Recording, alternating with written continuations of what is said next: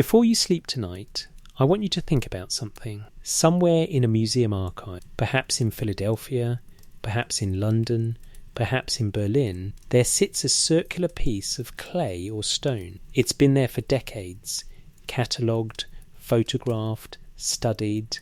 But what if that circle contains more than what the museum label tells you? What if its very shape is the message? Comment below. Where are you listening from tonight? A bedroom in Tokyo? A car in California? A quiet room in London? Wherever you are, you're about to trace a pattern that began nearly 5,000 years ago, preserved in 4 circles that shouldn't exist together, yet somehow tell the same story. The first circle measures 10 inches across, alabaster, pale as moonlight, carved around 2300 BCE. It sits in the University of Pennsylvania Museum under catalogue number B16665. On its face, a procession, 4 figures approaching a stepped altar. One figure wears the flounced robe of a high priestess. Above her, carved in cuneiform so precise it could have been inscribed yesterday, 2 words, Enhedu Anna, the world's first named author, the daughter of Sargon of Akkad, the high priestess of the moon god Nana at Ur. But this disc is not a portrait, it's a record. The second circle is older than you'd think and younger than it appears. Fragment K8538 in the British Museum, recovered from the ruins of Nineveh, from the library of King Ashurbanipal, who ruled in the 7th century BC. 5 inches in diameter, pressed into clay when it was soft, then baked until it became stone. The surface is divided into 8 wedge-shaped sections radiating from a central point, each section filled with cuneiform notations, each notation marking a star, a constellation, a celestial event. The museum calls it a planisphere, the oldest known map of the night sky. The sky over Nineveh on January 3rd, 650 BC to be precise. Modern astronomers have verified this. They took the notation, compared it to computer models of ancient star positions, and found a match. The person who made this tablet was recording what they actually saw. But the tablet itself asks a question the museum label doesn't answer. How did they know to divide the sky into 8 parts? Who taught them that heaven could be sectioned like a pie chart, that the movements of celestial bodies could be predicted, recorded, preserved for kings who would not be born for centuries? The third circle sits in the same museum just a few rooms away. Catalogue number BM 92687. The Babylonian map of the world. Some call it Imago Mundi, the image of everything. 600 years before the Common Era, perhaps 500, someone pressed a stylus into clay and drew a circle. Inside the circle, Babylon, marked as a rectangle, the Euphrates River running through it. 7 cities, 7 regions, each labelled in cuneiform. Around the circle, a ring labelled Maratu, the bitter river, the cosmic ocean that encircles all known land. Beyond the bitter river, triangular regions extending outward, mythological places, regions where, according to the cuneiform text inscribed above the map, the sun is not seen, where ancient heroes travelled, where the gods once walked.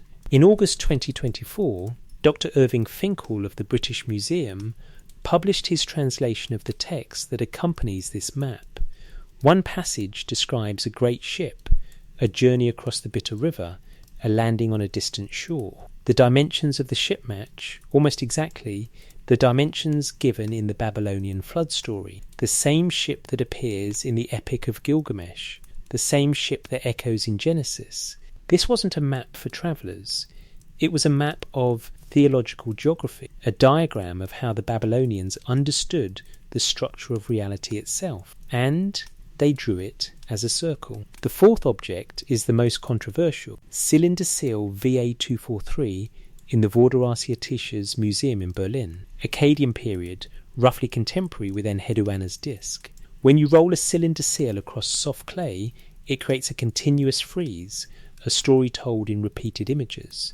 VA243 shows a seated figure, probably a deity or king. Before him, a standing figure in supplication. Between them, what appears to be a staff or sceptre. And above the scene, in the upper left corner, a star surrounded by 11 smaller dots. In 1976, a researcher named Zakaria Sitchin published a book claiming this seal depicted our solar system, the central star representing the Sun, the 11 dots representing planets including a supposed 12th planet called Nibiru, home of the Anunnaki. Mainstream scholars immediately rejected this interpretation. The iconography, they said, was standard for the period, a star representing the divine, dots representing other celestial deities, nothing more. But here's what nobody disputes.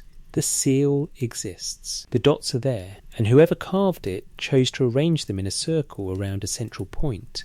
That choice was deliberate.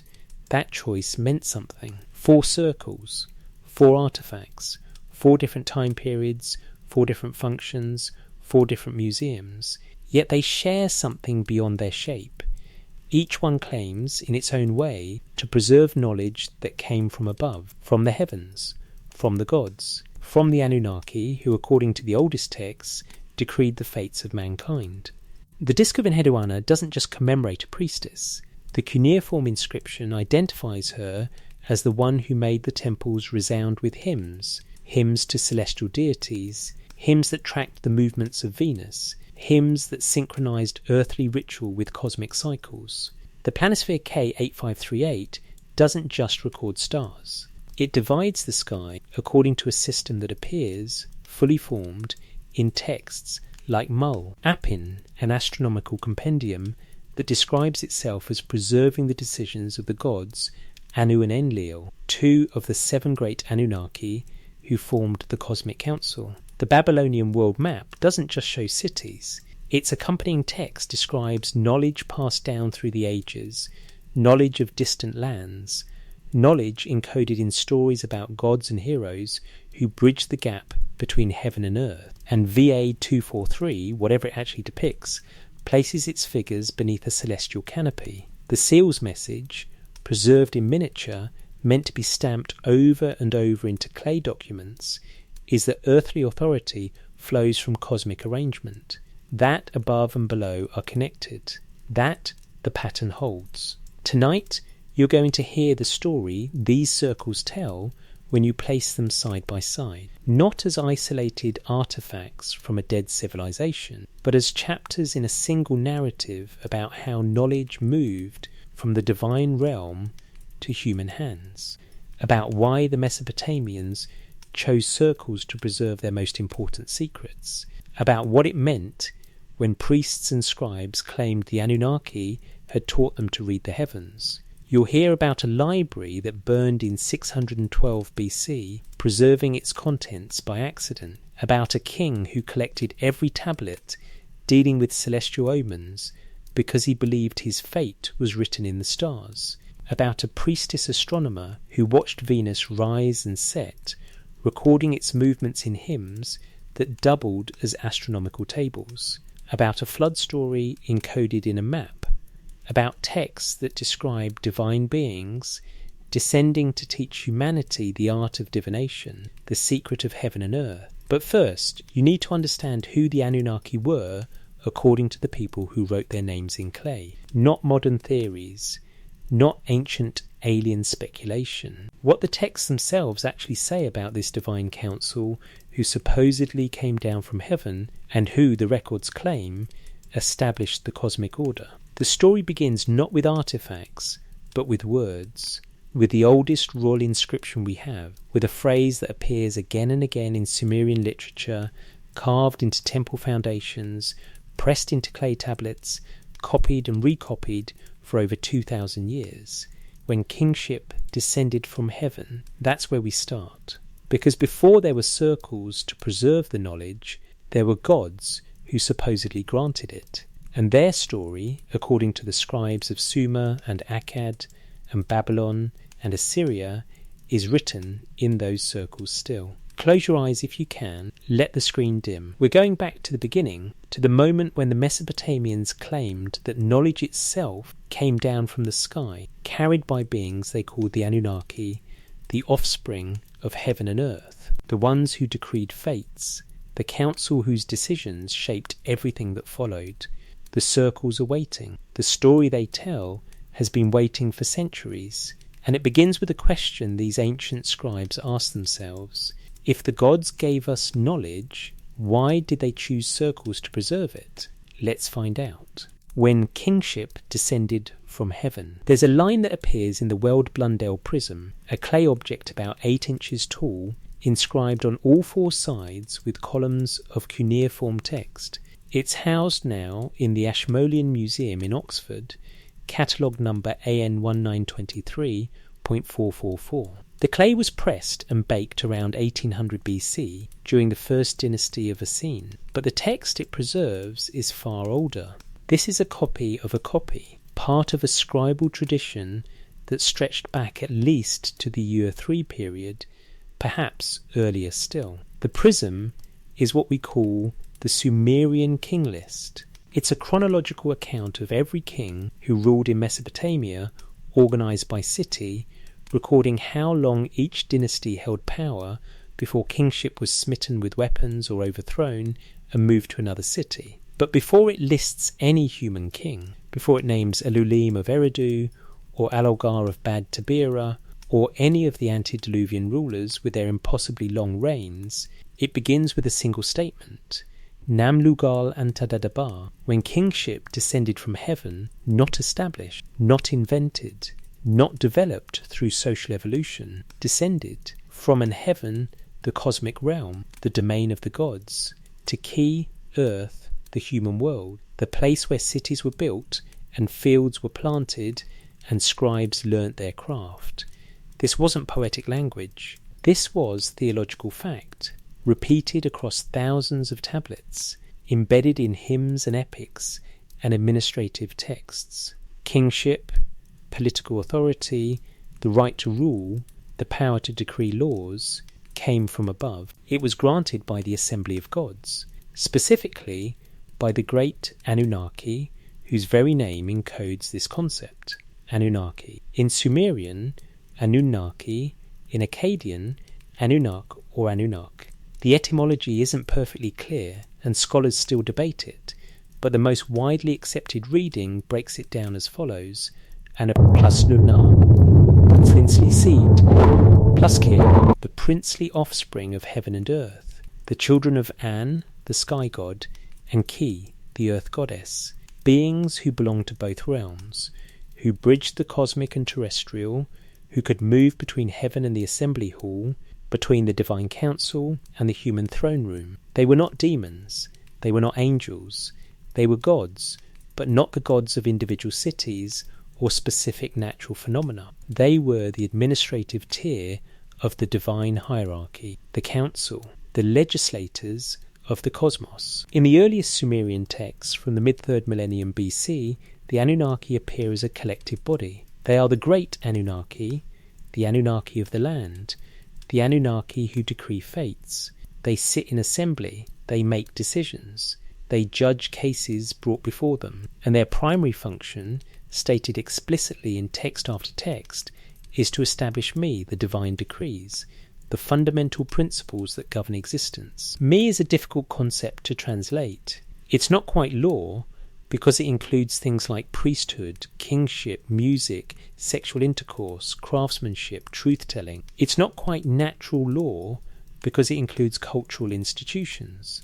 Perhaps the closest English equivalent is cosmic ordinance, the fundamental patterns that make civilization possible, that structure reality itself, that separate order from chaos. The Anunnaki decreed the me. This is their function. This is why they mattered to the Sumerians, to the Akkadians, to the Babylonians, who inherited and adapted these traditions.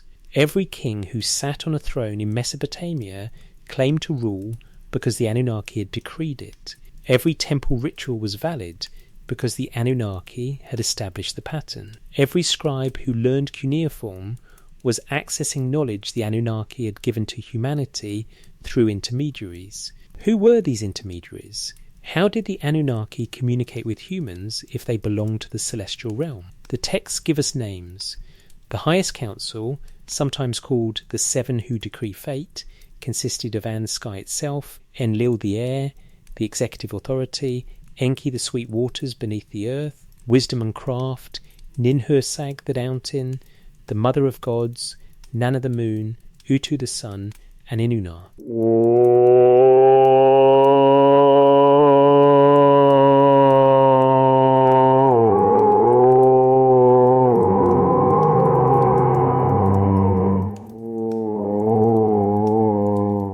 These seven formed the inner circle, the highest court. Their decisions were final. Their decrees shaped cosmic destiny, but beneath them, the term Anunnaki referred to a much larger group.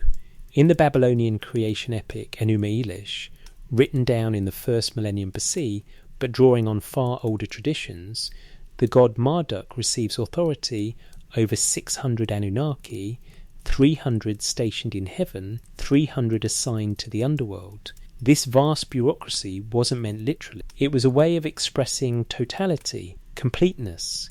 The Anunnaki were the divine government, the cosmic civil service, the administrative structure of reality, and they met in council. Tablet after tablet describes this assembly. In the Atrahasis epic, they gathered to decide the fate of humanity. In the Epic of Gilgamesh, they deliberate on the flood. In countless hymns, they are invoked as witnesses to royal decrees. Before the great Anunnaki, in the assembly of the gods, when the Anunnaki had taken their seats, this assembly operated according to principles that would be familiar to any bureaucracy. There were hierarchies, there were procedures. Decisions required consensus, or at least the agreement of the seven who held veto power. Enlil, as the chief executive, could convene the assembly, but even he couldn't overrule the collective judgment. And crucially, the assembly met in a specific location, not in some abstract spiritual heaven, but in Nippur, modern Nafar in Iraq. Located about 100 miles south of Baghdad, the religious centre of Sumer, the site that every Mesopotamian dynasty, Sumerian, Akkadian, Babylonian, Assyrian, claimed as sacred, neutral territory. No king ruled from Nippur. It was the city of the gods, specifically the city of Enlil. And within Nippur, the temple complex called Eker, the mountain house. The University of Pennsylvania conducted extensive excavations at Nippur between 1889 and 1900, then resumed work in the 1960s. They recovered approximately 30,000 tablets, many fragmentary, many still being translated. Among these tablets are countless references to the Anunnaki's assembly at Eker. Hymns describe how the Anunnaki bow down before Enlil in Nippur. Administrative texts record offerings for the great Anunnaki. Temple inventories list shrines maintained for the seven who decree fates. This is where the circularity begins, not in the shape of artifacts yet, but in the concept of the Cosmic Council, because the Anunnaki's assembly operated in cycles. They met at appointed times. They rendered judgments that held for specific periods.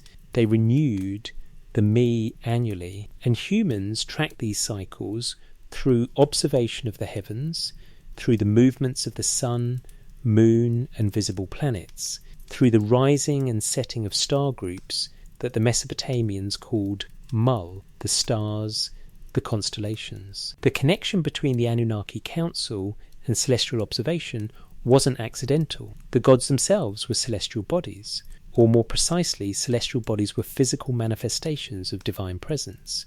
When scribes tracked the moon's phases, they were tracking Nana. When they recorded Venus's heliacal rising, when it first became visible in the dawn sky after being hidden behind the sun, they were documenting Inanna's return from the underworld. When they calculated the sun's position against the backdrop of stars, they were measuring Utu's journey through the cosmos. This was observational astronomy and theology simultaneously. There was no distinction. To observe the sky was to witness the activities of the gods. To record celestial movements was to document divine decision-making. To predict eclipses or planetary conjunctions was to anticipate moments when the Anunnaki would gather in council, when fates would be decreed, when the cosmic order might shift. And so the question became, how do you preserve this knowledge? How do you ensure that future generations will know when to watch the sky, what patterns to look for, which celestial events signal divine activity? How do you encode in permanent form the decisions of beings who operate on cosmic timescales? The Mesopotamians had several answers. One was textual, vast collections of celestial omens, star catalogues, mathematical astronomy. We'll examine those shortly. But another answer was visual, symbolic, geometric. You create circular forms. You divide them into sections that mirror the divisions of heaven. You inscribe them with the authority of those who claim direct knowledge from the gods. You create a disc that shows a priestess performing ritual under divine sanction. You create a tablet that maps the night sky in 8 sectors. You create a circular world diagram that places your city at the centre of cosmic geography. You stamp your authority with cylinder seals that show earthly rulers beneath celestial symbols. But before any of those artefacts could be made, before the first circle was drawn, there had to be individuals who claimed the authority to do so. People who said, "The Anunnaki have granted me knowledge. I have been taught the secrets of heaven and earth. I stand between the divine assembly and human civilization. My words, my observations, my records are valid because they come from above." In Sumerian theology, there was a term for such people, En, often translated as Lord or High Priest, but the word carried deeper meaning. En designated someone who held direct connection to divine authority, who could enter the innermost shrine, who could speak to the gods and convey their decisions to humanity. The En wasn't simply a religious official, they were a cosmic intermediary. And in 2300 BC, one En made a choice that nobody before her had made. She commissioned an alabaster disc bearing her name, her title, and an image of her performing the rituals that maintain cosmic order. She wanted it known, wanted it recorded permanently, that she stood in that liminal space between the Anunnaki's decrees and human understanding. Her name was Enheduanna, the world's first author whose name and words survive. High priestess of Nana at astronomer, poet, theologian, politician, daughter of Sargon of Akkad, placed in her position not just for religious reasons, but to consolidate his empire's control over southern Mesopotamia by linking military might with sacred authority. And she watched the stars. She tracked Venus through its complex 8-year cycle, its appearances as morning and evening star. She composed hymns that encoded astronomical data in poetic form. She claimed direct communication with Inanna, the goddess of Venus, and she commissioned a circle of stone to prove it. That circle still exists. That disc, excavated in 1927 from the Gipar, the residence of the high priestess at now sits in Philadelphia, a tangible link between the Anunnaki's cosmic authority and the human need to preserve knowledge in forms that will outlast empires.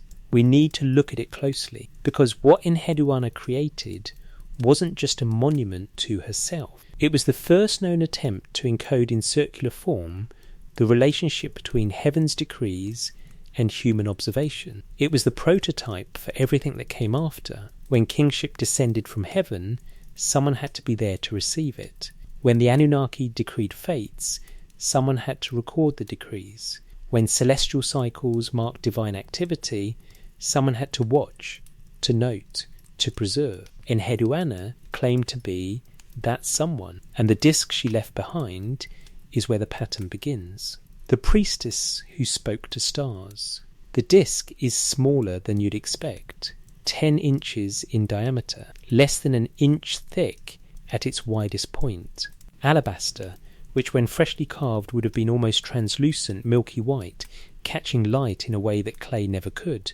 Now it's yellowed with age, display case lighting, bringing out the cream and ivory tones in the stone. Catalogue number B16665 in the Penn Museum, excavated by Sir Leonard Woolley's expedition during the 1926-1927 season at recovered from the Gipar, the sacred residence complex where the priestesses of Nana lived, worked, prayed and observed. The disc's face shows 4 figures in profile moving from left to right toward a stepped altar. The altar is clearly a temple facade, its tiers representing the ziggurat's structure. Before the altar stands a nude male figure, arms raised, pouring a libation. Behind him, 3 robed figures in procession. The figure at the back is partially damaged, but the middle 2 are clear. They wear the flounced robes characteristic of high-status individuals, and both appear to be performing ritual gestures. The second figure from the back, second from the right if you're looking at the disc, wears a specific type of headdress. It's tall, rounded at the top, with what appears to be a decorative band. This is the N crown, the distinctive marker of the High Priestess. And above this figure, in 4 clear cuneiform signs, the inscription reads, Enheduana Ziru Dinana. Enheduana, Ziru of Nana. Ziru is an Akkadian word. The disc uses Akkadian rather than Sumerian for this title, which tells us something about when it was made, during the Akkadian Empire's height, when Akkadian was becoming the administrative language even in Sumerian-speaking regions.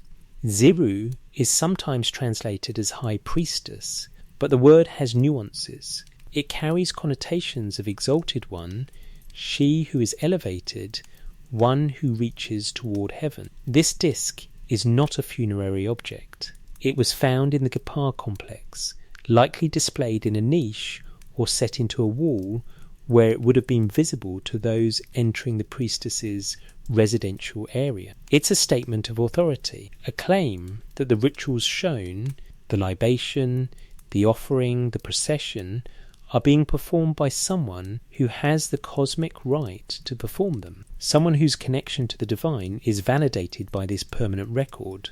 But Enheduana's authority didn't come only from this disc.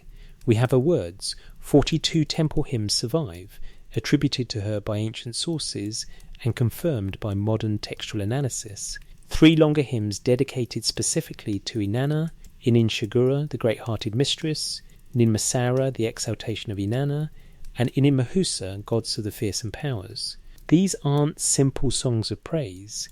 They're complex theological works that map relationships between different deities, between different cities, between cosmic events and earthly politics, and they contain astronomy. Look at Ninmasara, the exaltation of Inanna. The hymn describes Inanna's power over heaven and earth, her ability to change fates, her role in war and love. But embedded in the poetic language are precise descriptions of Venus's behaviour. Inanna goes forth into heaven and returns to the underworld. She illuminates the evening and announces the morning. She disappears from the sky for periods, then reappears transformed.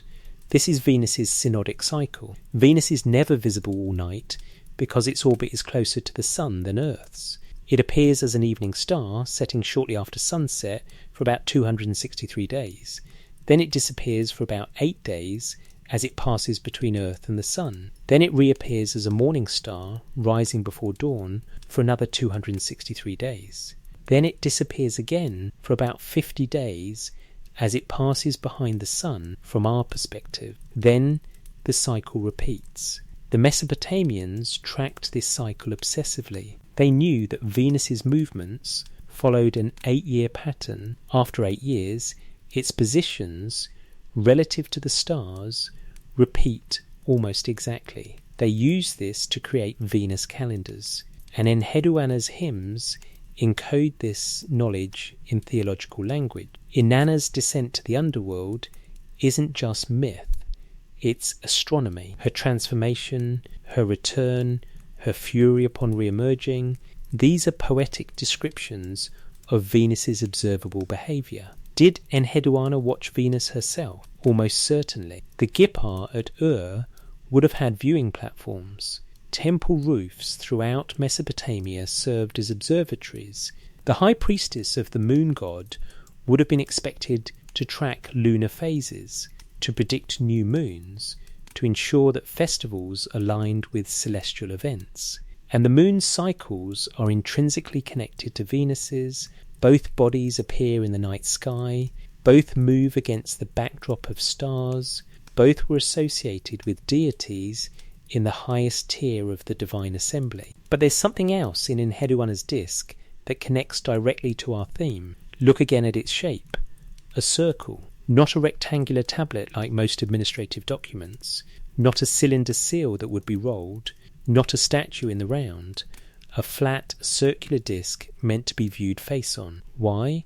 In Mesopotamian cosmology, circular forms represented completeness, totality, the eternal. The sun's disk was circular, the full moon was circular, the horizon, the boundary between earth and sky, appeared circular to someone standing on flat terrain, looking in all directions. When temple architects designed their structures, they often incorporated circular elements, circular offering tables, circular foundation deposits, circular altars. The circle had no beginning or end. It represented cyclical time rather than linear time. And for a culture that tracked celestial cycles, that organised its calendar around the recurring patterns of sun, moon and stars, that believed the gods decreed fates in repeating assemblies, the circle was the geometric form that best expressed cosmic truth. Enheduanna's disk is circular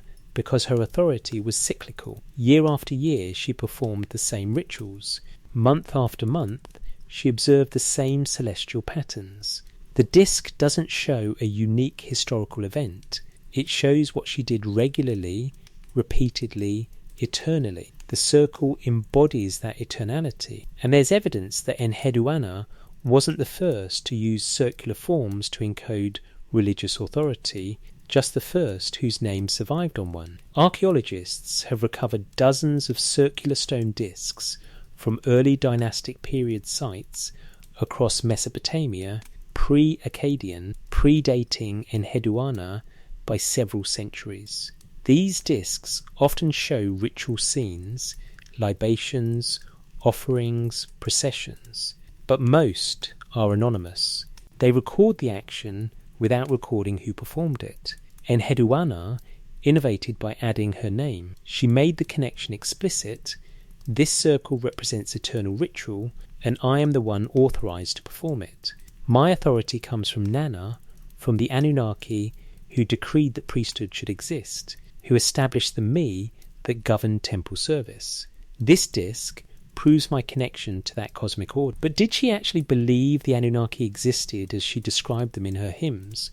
Or was this theological poetry, a metaphorical system for expressing natural observation? We can't know her private thoughts. We can only know what she recorded. And what she recorded over and over was that knowledge came from the divine realm, that celestial observation was religious duty, that the patterns in the sky reflected the decisions of conscious beings who governed cosmos and earth alike. Her most famous hymn, Ninmasara, includes a passage that's worth quoting in full. The translation is from Betty de Chong-Maydor's work, Inanna, Lady of Largest Heart. You, when you, Inanna, opened the gate to heaven, you opened it, you took your place, you covered the city with radiance, you made the ground shake with fury, you stood in the bright light of heaven, you called out the judgment. This isn't just poetry, it's a description of Venus rising, of its apparent brightness. Venus is the brightest celestial object after the sun and moon, of the way ancient peoples understood that brightness as divine presence. And the final line, you called out the judgment. This connects Venus's appearance to the Anunnaki's function of decreeing fates. When Venus rose, Inanna was present in the council. When Venus disappeared, Inanna had descended to the underworld, absent from the assembly. If you were a citizen of Ur in 2300 BCE, you would have understood this implicitly. You would have looked at the evening sky, seen Venus blazing above the western horizon, and known Inanna is in heaven. The council is in session. Fates are being decreed. The cosmic order is being renewed. And you would have known that Enheduanna, the high priestess, was watching too, recording, composing hymns that would be copied and recopied for the next 2,000 years, that would be found on tablets as far away as Nineveh, that would influence Babylonian astronomy and Assyrian astrology, and eventually, through complex chains of transmission, Greek and Roman and Islamic celestial science. The disc at Penn Museum is her proof. It says, "I was there. I maintained the connection. I watched the stars and spoke their language to humans. The circle preserves that claim for as long as stone endures." But Enheduanna was one priestess in one city in one century. What happened to this tradition after Ur fell, after the Akkadian Empire collapsed, after dynasties rose and fell and the political map of Mesopotamia was redrawn a dozen times? The knowledge didn't disappear. It was copied, compiled, systematized.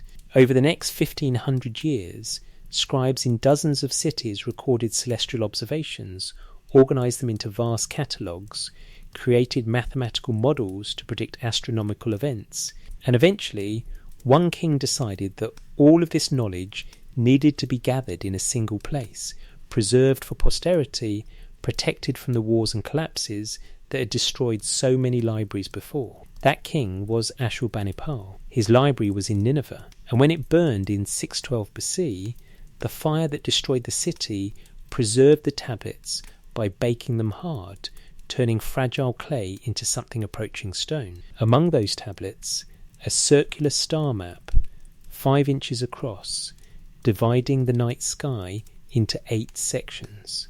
Catalogue number K 8538. Proof that what Enheduanna began, the preservation of celestial knowledge in circular form, had become standard practice across the Mesopotamian world. We need to go to Nineveh, to the library that shouldn't have survived, to the king who collected everything, to the moment when observation became archive, when living tradition became permanent record. The circle pattern continues, but first it becomes knowledge written down, the library that preserved the heavens. Ashurbanipal ruled the Neo-Assyrian Empire from 669 to around 631 B, the last great king before the empire's collapse. He was educated, literate in both Akkadian and Sumerian, proud of his scribal training. In his own inscriptions, he boasted about his abilities. "I have learned the hidden treasure of all scribal knowledge. I have been initiated into divination from heaven and earth. In the assembly of scholars, I have debated from texts. I have discussed with expert diviners the series If the Liver is a Mirror of Heaven." This wasn't typical royal propaganda. Most Mesopotamian kings emphasized military prowess, territorial conquest, temple construction. Ashurbanipal emphasized knowledge. He didn't just collect tablets, he understood what they contained. He could read celestial omens himself, could verify what the scholars told him, could participate in the technical discussions about astronomical prediction, and he was obsessed with preservation. Perhaps because he sensed correctly that his empire was nearing its end. Perhaps because he understood that knowledge outlasts political power. Whatever his motivation, he issued a decree that changed history. Every tablet dealing with divination, astronomy, medicine, magic, literature, history, and ritual should be copied and brought to Nineveh. Scribes were dispatched across the empire with explicit instructions. If a tablet existed, Ashurbanipal wanted a copy. The result was the first intentionally created research library in human history. Not a temple archive focused on one institution's records, not a palace collection of royal propaganda, a comprehensive cross-disciplinary library organized by subject matter, catalogued, curated, maintained by specialized librarians who could locate texts on demand.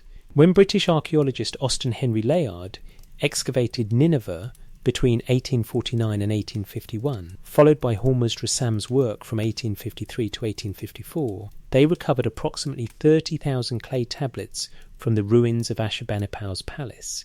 Most were broken, many fragmentary, scattered by the destruction of the city in 612 BC, when a coalition of Medes and Babylonians sacked Nineveh and ended Assyrian dominance. But the fire that burned the palace baked the tablets. Clay tablets are fragile when unbaked or lightly fired. They can dissolve in water, crumble with handling, erode over centuries. But when exposed to intense heat, they become almost indestructible. The destruction of Ashurbanipal's library preserved it. Among the recovered tablets, vast sections of the Enuma Anu Enlil series, 70 tablets of celestial omens covering lunar, solar, meteorological, and planetary phenomena. Multiple copies of the Mul.Apin Compendium, the standard Babylonian astronomical reference work listing stars, constellations, rising and setting times, mathematical schemes for tracking celestial cycles, medical texts, magic texts, myths and epics, including the most complete version of the Gilgamesh story, ritual instructions, royal inscriptions, letters between scholars and the king discussing astronomical observations and their interpretations, and one circular tablet, fragmentary but recognizable, carefully restored from multiple pieces, K8538, the Planisphere. It measures approximately 5 inches across, maybe a bit less.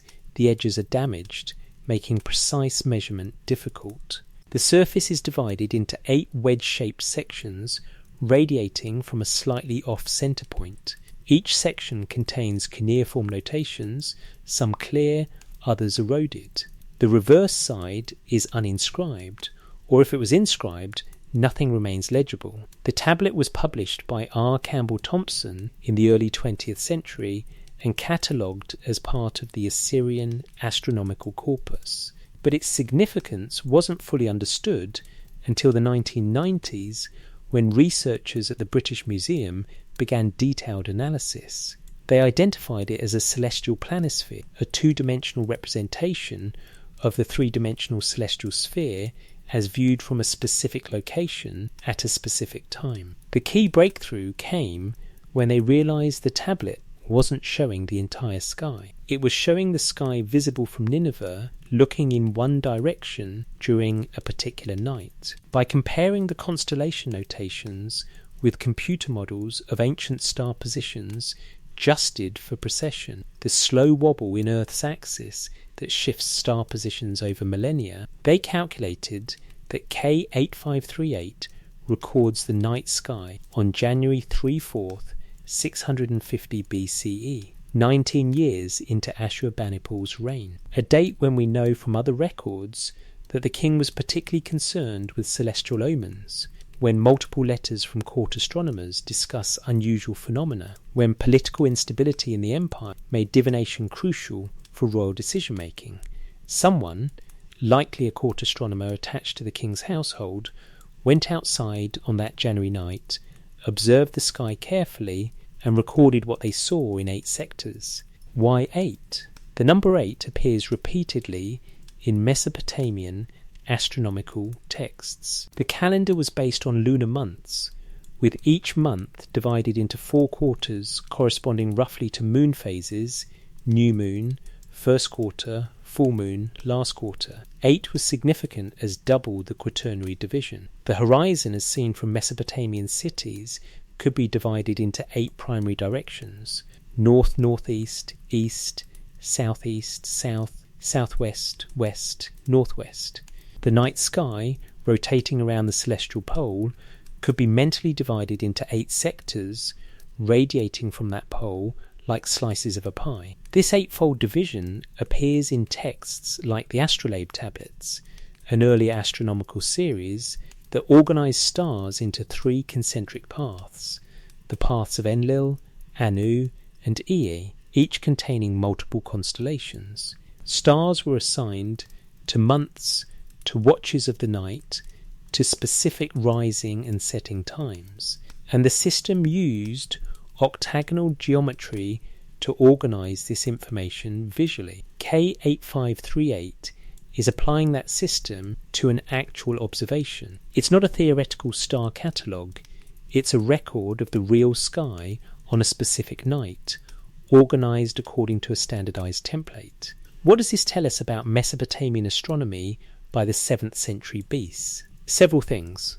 First, observational accuracy had reached a high level. The tablet's notations match actual star positions. The person who made this wasn't guessing or copying from old reference works. They were observing. Second, standardised recording methods existed. The 8-sector division, the notation system, the use of circular geometry, these weren't invented for K8538.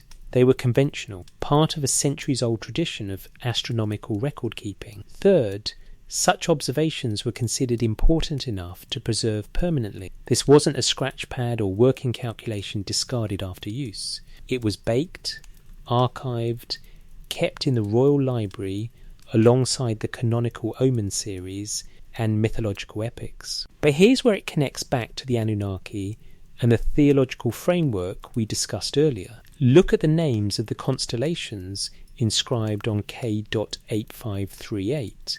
They aren't neutral astronomical designations, they're divine names. One section marks Mulmul, the Pleiades, called the star in Sumerian, associated with the 7 great gods of the Anunnaki Council. Another marks Mul.Apin, the plough, the constellation that gave its name to the Mul.Apin compendium, associated with Enlil as the god of agriculture and cosmic order. Others mark Mul.Shu.Yi, the old man, sometimes identified with Perseus. Mul.Gam, the crook, associated with Nergal. Mul.Ur.Gu.La, the lion, possibly Leo or part of Leo. These aren't just convenient labels. They reflect a cosmology in which celestial bodies are divine or divinely governed. When the astronomer recorded the Pleiades' position, they were noting where the Anunnaki's presence was visible in the sky. When they tracked rising and setting times, they were documenting the gods' movements. And this connects directly to the Omen series preserved alongside the Planisphere. The Enuma Anu Enlil tablets organise celestial phenomena into predictive statements. If the moon is eclipsed in the evening watch and Venus is present, the king will die and his son will take the throne. If Mars approaches the Scorpion constellation, plague will affect the land. If Jupiter moves retrograde in Taurus, rebellion in the western provinces. These omens weren't superstition in the modern sense. They were based on centuries of observation. The Mesopotamians had noticed correlations. Certain celestial events preceded certain earthly events. Whether those correlations represented causation, divine communication, or simple pattern recognition is a separate question. The point is, they took them seriously. Kings made policy decisions based on astronomical omens. Generals timed military campaigns to avoid inauspicious configurations. Priests adjusted ritual calendars when celestial events didn't match predictions. Ashurbanipal needed this knowledge. He needed to know when the gods, the Anunnaki whose decrees governed earthly fates, were making decisions that would affect his reign. And the gods' decisions were visible in the sky. So the sky had to be watched, recorded, preserved. The circular planisphere K.8538 is one piece of that vast project. It's a snapshot, a single night's observation, probably made during a period when something significant was expected or observed.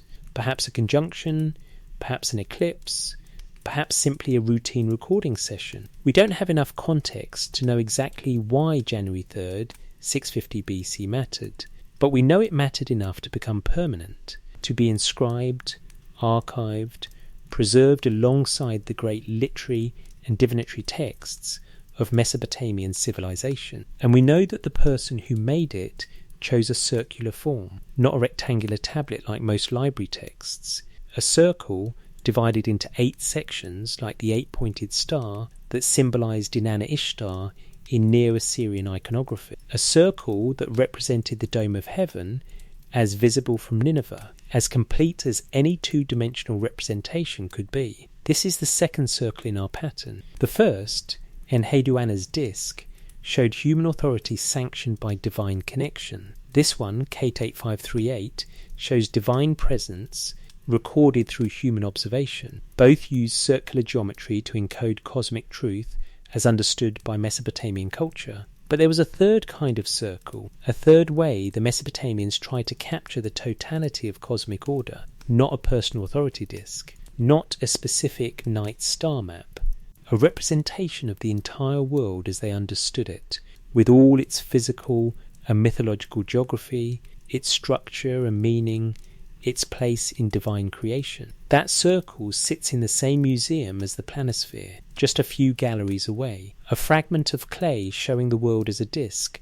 floating in the cosmic ocean, with Babylon at its centre and strange regions extending beyond the known lands. We need to look at it carefully, because when Dr. Irving Finkel finally deciphered its accompanying text in 2024, he found something unexpected. A connection to the oldest flood story in Mesopotamian literature, a map that encoded theology in geographical form, a circle that claimed to show where the gods had walked, where the ark had landed, where knowledge had first come down from heaven to earth. The pattern continues, and with each circle, the question becomes sharper. Were these people preserving observation, or were they documenting something else entirely, the world as they drew it? The tablet designated BM 92687 in the British Museum's collection is smaller than your palm, 8 by 7 centimetres, barely larger than a credit card. Fragmentary, pieces are missing from the upper right, and the surface is worn in places where the cuneiform has eroded. It was acquired by the museum in 1882, part of a larger collection purchased from a dealer who claimed the tablets came from Sippar, the ancient city north of Babylon, famous for its sun god temple and extensive scribal schools. The date is uncertain. The script and language indicate late Babylonian period, somewhere between 700 and 500 BC, contemporary with the Neo-Babylonian dynasty that succeeded the Assyrians. Some scholars lean toward the 6th century, making it roughly a century younger than Ashurbanipal's Planisphere, but from a different cultural tradition, Babylonian rather than Assyrian, though both drew on the same ancient Sumerian foundations. What makes BM 92687 unique among Mesopotamian tablets is immediately obvious when you look at it. There's a circle drawn on the surface, and inside that circle, a diagram. This is the Imago Mundi, the image of the world, the oldest surviving map that attempts to show the entire known Earth. Not in accurate geographical detail, this isn't cartography in the modern sense. It's cosmography, a schematic representation of how the Babylonians understood the structure of the world at both physical and theological levels. The circle itself represents water, labelled Maratu, the bitter river or bitter sea, the cosmic ocean that was believed to encircle all land. Inside this circle, near the centre, a rectangle marked with cuneiform, Beli, Babylon. This is the Axis Mundi, the centre of the world from the Babylonian perspective, the city of Marduk, the political capital of the Neo-Babylonian Empire. Running through Babylon, 2 parallel lines representing the Euphrates River. The river comes from the north, flows through Babylon, continues southward to the sea. This matches reality. Babylon sat on the Euphrates, depended on it for irrigation, transport, life itself. Around Babylon, 7 other regions are marked. The labels are partly damaged, but scholars have identified most of them. Assyria to the north, Urartu to the northeast, Suzerem to the east, and others representing territories that the Babylonians traded with, warred against, or knew through long cultural contact. But what's fascinating, what transforms this from simple geography to cosmology, is what lies beyond the bitter river. 8 triangular regions extend outward from the circle like points on a compass rose.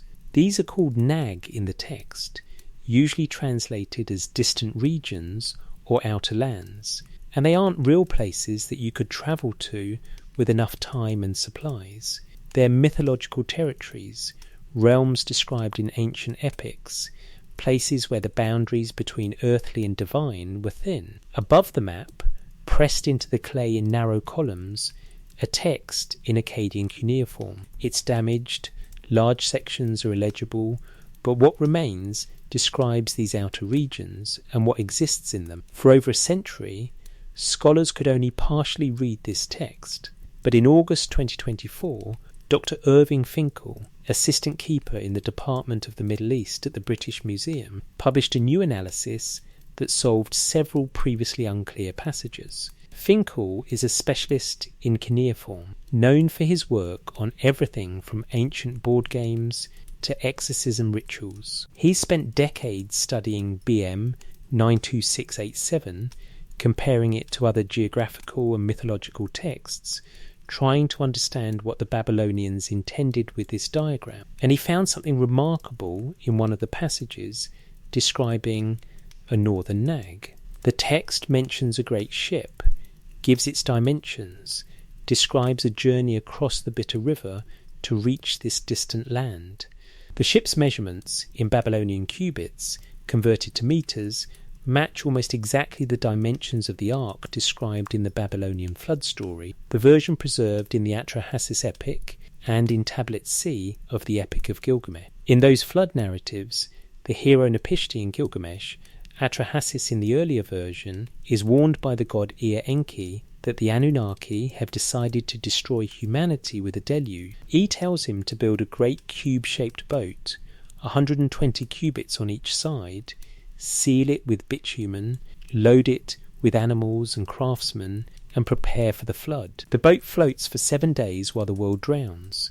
Then it lands on a mountain, and Utanapishti performs sacrifice, and the gods, regretting their decision, gather like flies around the offering. This is, of course, the template for the biblical Noah story, which was clearly influenced by, or derived from, Mesopotamian sources after Israelite contact with Babylonian culture, especially during the exile in the 6th century BCE. But here's what Finkel realised.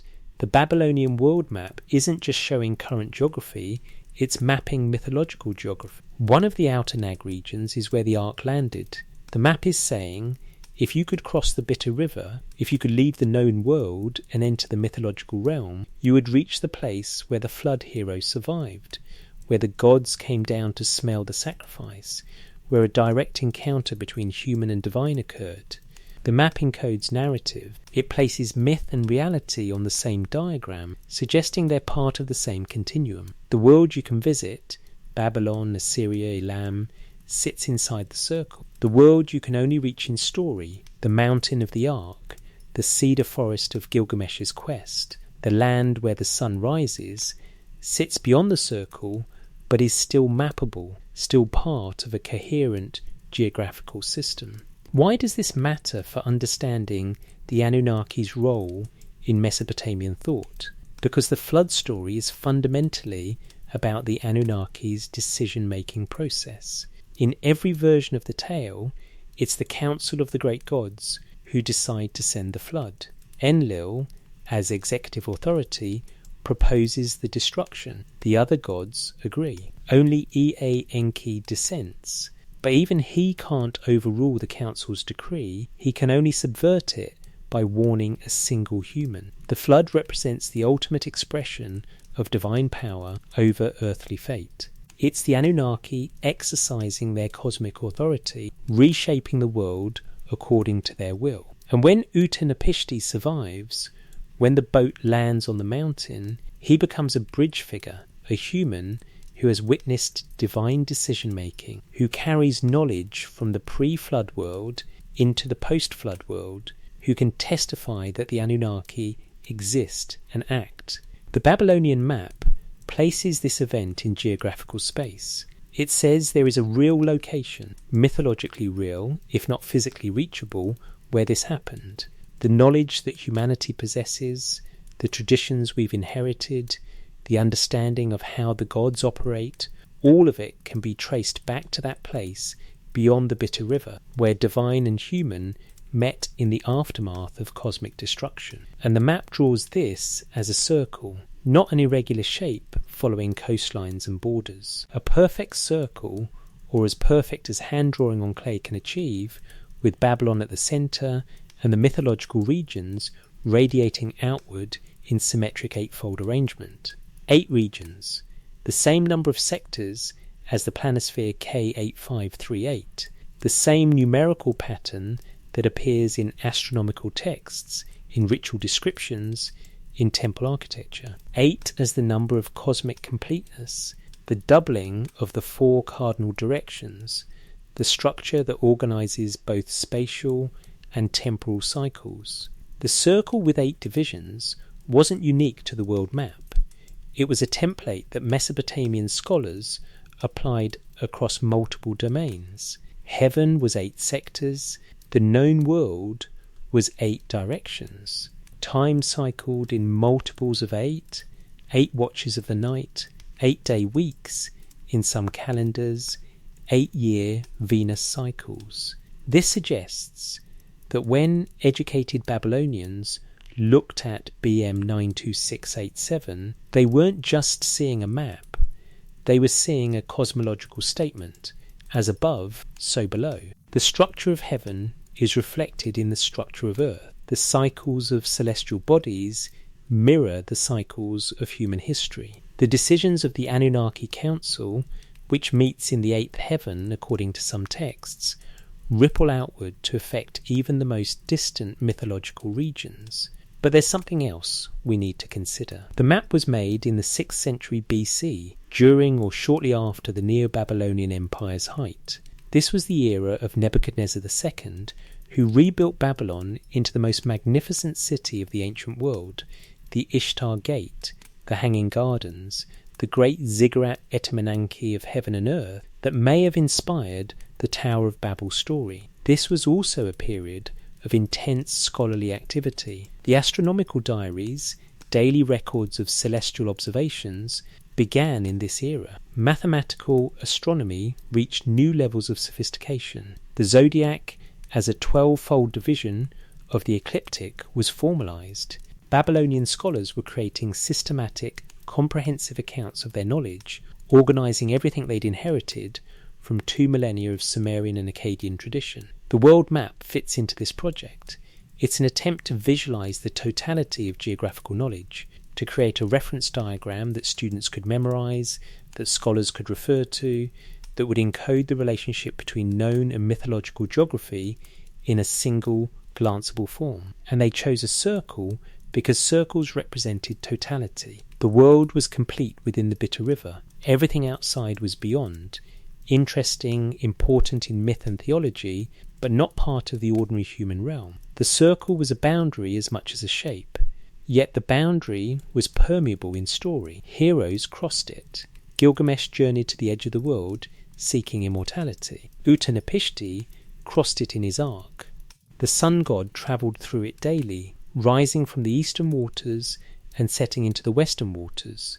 The boundary marked difference, not absolute separation. This becomes important when we turn to the 4th and most controversial circle in our pattern, a cylinder seal that some claim shows the solar system, complete with a mysterious extra planet, while others dismiss it as conventional religious iconography. The truth, as always, is more complex than either extreme allows, because what seal VA243 definitely shows is a hierarchical arrangement, a cosmic order, an above and below structure where earthly authority is validated by celestial symbols. And that's the consistent pattern across all 4 circles we're examining. Authority flows from the cosmic to the earthly. Knowledge originates in the divine realm and is transmitted to humans. The Anunnaki decree, humans record. The gods observe the heavens from their celestial assembly. Priests observe the same heavens from temple roofs, tracking the physical manifestations of divine presence. But before we look at VA243 and its contentious interpretation, we need to understand what Mesopotamians actually knew about the sky. Not what modern interpreters claim they knew, what their texts document, what astronomical literacy actually existed in the 2nd and 1st millennia BC. Because if we're going to evaluate whether a cylinder seal shows the solar system, we need to know, did they understand planetary motion? Did they conceive of the sun as the centre of anything? Did they have any framework for depicting astronomical knowledge in visual form? The answer is yes, but not in the way most people assume. Mesopotamian astronomy was sophisticated, accurate, mathematical, but it was also embedded in a worldview where every celestial body was divine, where observation and theology couldn't be separated. So let's look at what they knew, what they recorded, what they preserved in circular forms, and why those forms mattered. Because the pattern we're tracing, the pattern of the 4 circles, isn't complete yet, and the most controversial piece is still waiting, the seal that sparked controversy. Cylinder seal VA243 sits in the Vorderasiatisches Museum in Berlin, though it's not currently on public display. It measures approximately 4 centimetres tall and 2 centimetres in diameter, carved from greenstone, probably chlorite or serpentine, during the Akkadian period, roughly 2300-2200 BCE. This makes it contemporary with Enheduanna's disk, both created during the era when the Akkadian Empire unified Mesopotamia under Sargon and his successors. When you roll a cylinder seal across soft clay, it creates a continuous frieze, a repeating image that can be extended as long as needed. Cylinder seals were personal signatures, ownership marks, administrative stamps. They depicted the owner's identity, status, and often their religious affiliation. The imagery was standardized.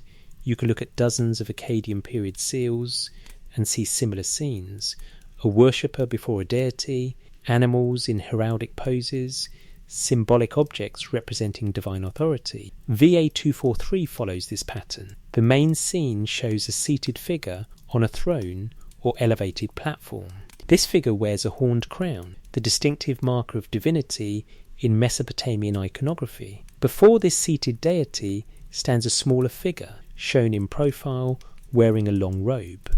The standing figure's hands are raised in a gesture of worship or supplication. Between them, a vertical object that could be a staff, a plant, or a stylized tree, common Mesopotamian symbolic elements representing life, authority, or cosmic connection. To the right of the scene, partially separated by a vertical line that might indicate a division between registers or simply be a decorative element, additional figures appear. The details are somewhat eroded, but it seems to be a procession or group of attendants. All of this is utterly conventional for an Akkadian period seal. The iconography would have been immediately recognizable to anyone in 3rd millennium Mesopotamia, a worshipper seeking favor from a deity, with the seal owner's identity likely conveyed through details of dress, posture, or accompanying symbols. But in the upper left portion of the seal, above the seated deity's head, there's a cluster of circular marks,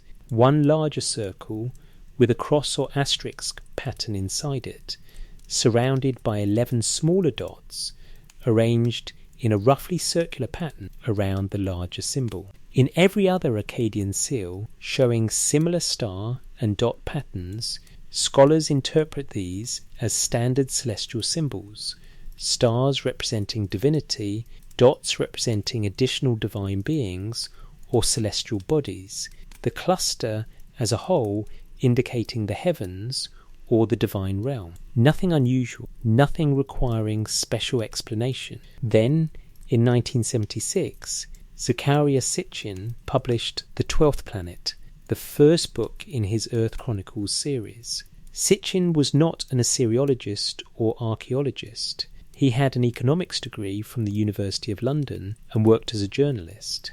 But he had taught himself to read Hebrew and studied ancient texts as an amateur. His thesis, developed across multiple books, was that the Sumerian and Akkadian texts describing the Anunnaki were not mythology but historical records of extraterrestrial visitors who came to Earth from a hypothetical planet called Nibiru. According to Sitchin's interpretation, VA243's star and dot cluster depicted the solar system, the central star was the Sun, and the 11 dots were Mercury, Venus, Earth, Mars, Jupiter, Saturn, Uranus, Neptune, Pluto, 9 known planets, plus the Moon outed as a separate body, and Nibiru. Itself, a large planet on a long elliptical orbit that supposedly passes through the inner solar system every 3,600 years.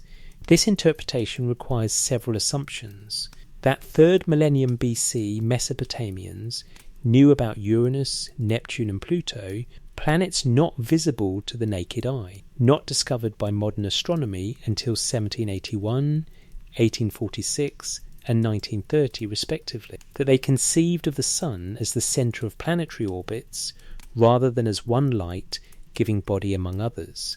That they chose to depict this astronomical knowledge on a personal cylinder seal rather than in any of the thousands of astronomical texts that survive. That the seal carver depicted the Sun with a cross or asterisk pattern, even though Mesopotamian iconography consistently showed the sun god Shamash with a specific symbol, a winged disc or a four-pointed star with wavy rays between the points.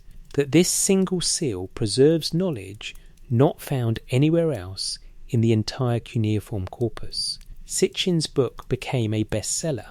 It spawned an entire alternative archaeology movement focused on ancient astronaut theories, and VA243 became famous, not among scholars who dismissed Sitchin's interpretation immediately, but among the general public. Images of the seal circulated online, often with explanatory graphics showing the planets labelled, sometimes with comparison images of the modern solar system. The scholarly response was swift and detailed. Dr. Michael Heiser, an expert in ancient Semitic languages and biblical studies, published a comprehensive debunking showing that the sun symbol doesn't match any known Mesopotamian solar iconography. The dots aren't arranged like planets in orbital rings, they're scattered irregularly. Akkadian seals routinely show star and dot clusters representing the heavens or the host of heaven, a generic indication of the divine realm. No cuneiform text from any period describes a 12-body solar system. The Mesopotamians did have names for 5 visible planets, Ricri, Venus, Mars, Jupiter, Saturn, plus Sun and Moon, but they didn't group them as we do. Each was a deity moving through the sky according to divine will, not following mechanical orbital laws.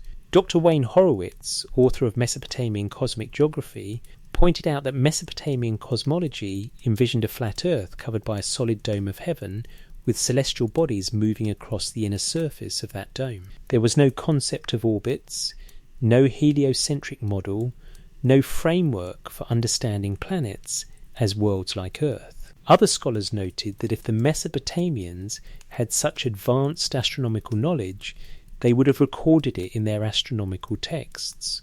The Molder Epin tablets, the Enuma Anu Enlil series, the astronomical diaries, these contain incredibly detailed observations of planetary positions, eclipse predictions, stellar risings and settings, but nowhere do they describe anything like Sitchin's interpretation. So the scholarly consensus is clear. VA243 does not depict the solar system. It shows conventional religious iconography, a worshipper, a deity, and celestial symbols indicating the divine nature of the scene. But consensus doesn't mean the seal is uninteresting or irrelevant to our inquiry. In fact, VA243 is crucial, not for what Sitchin claimed it showed, but for what it actually demonstrates about Mesopotamian thinking. Look at the seal's composition again. The earthly scene, worshipper and deity, occupies the lower 2/3. The celestial symbols occupy the upper third. This spatial arrangement is significant. Heaven is literally above earth.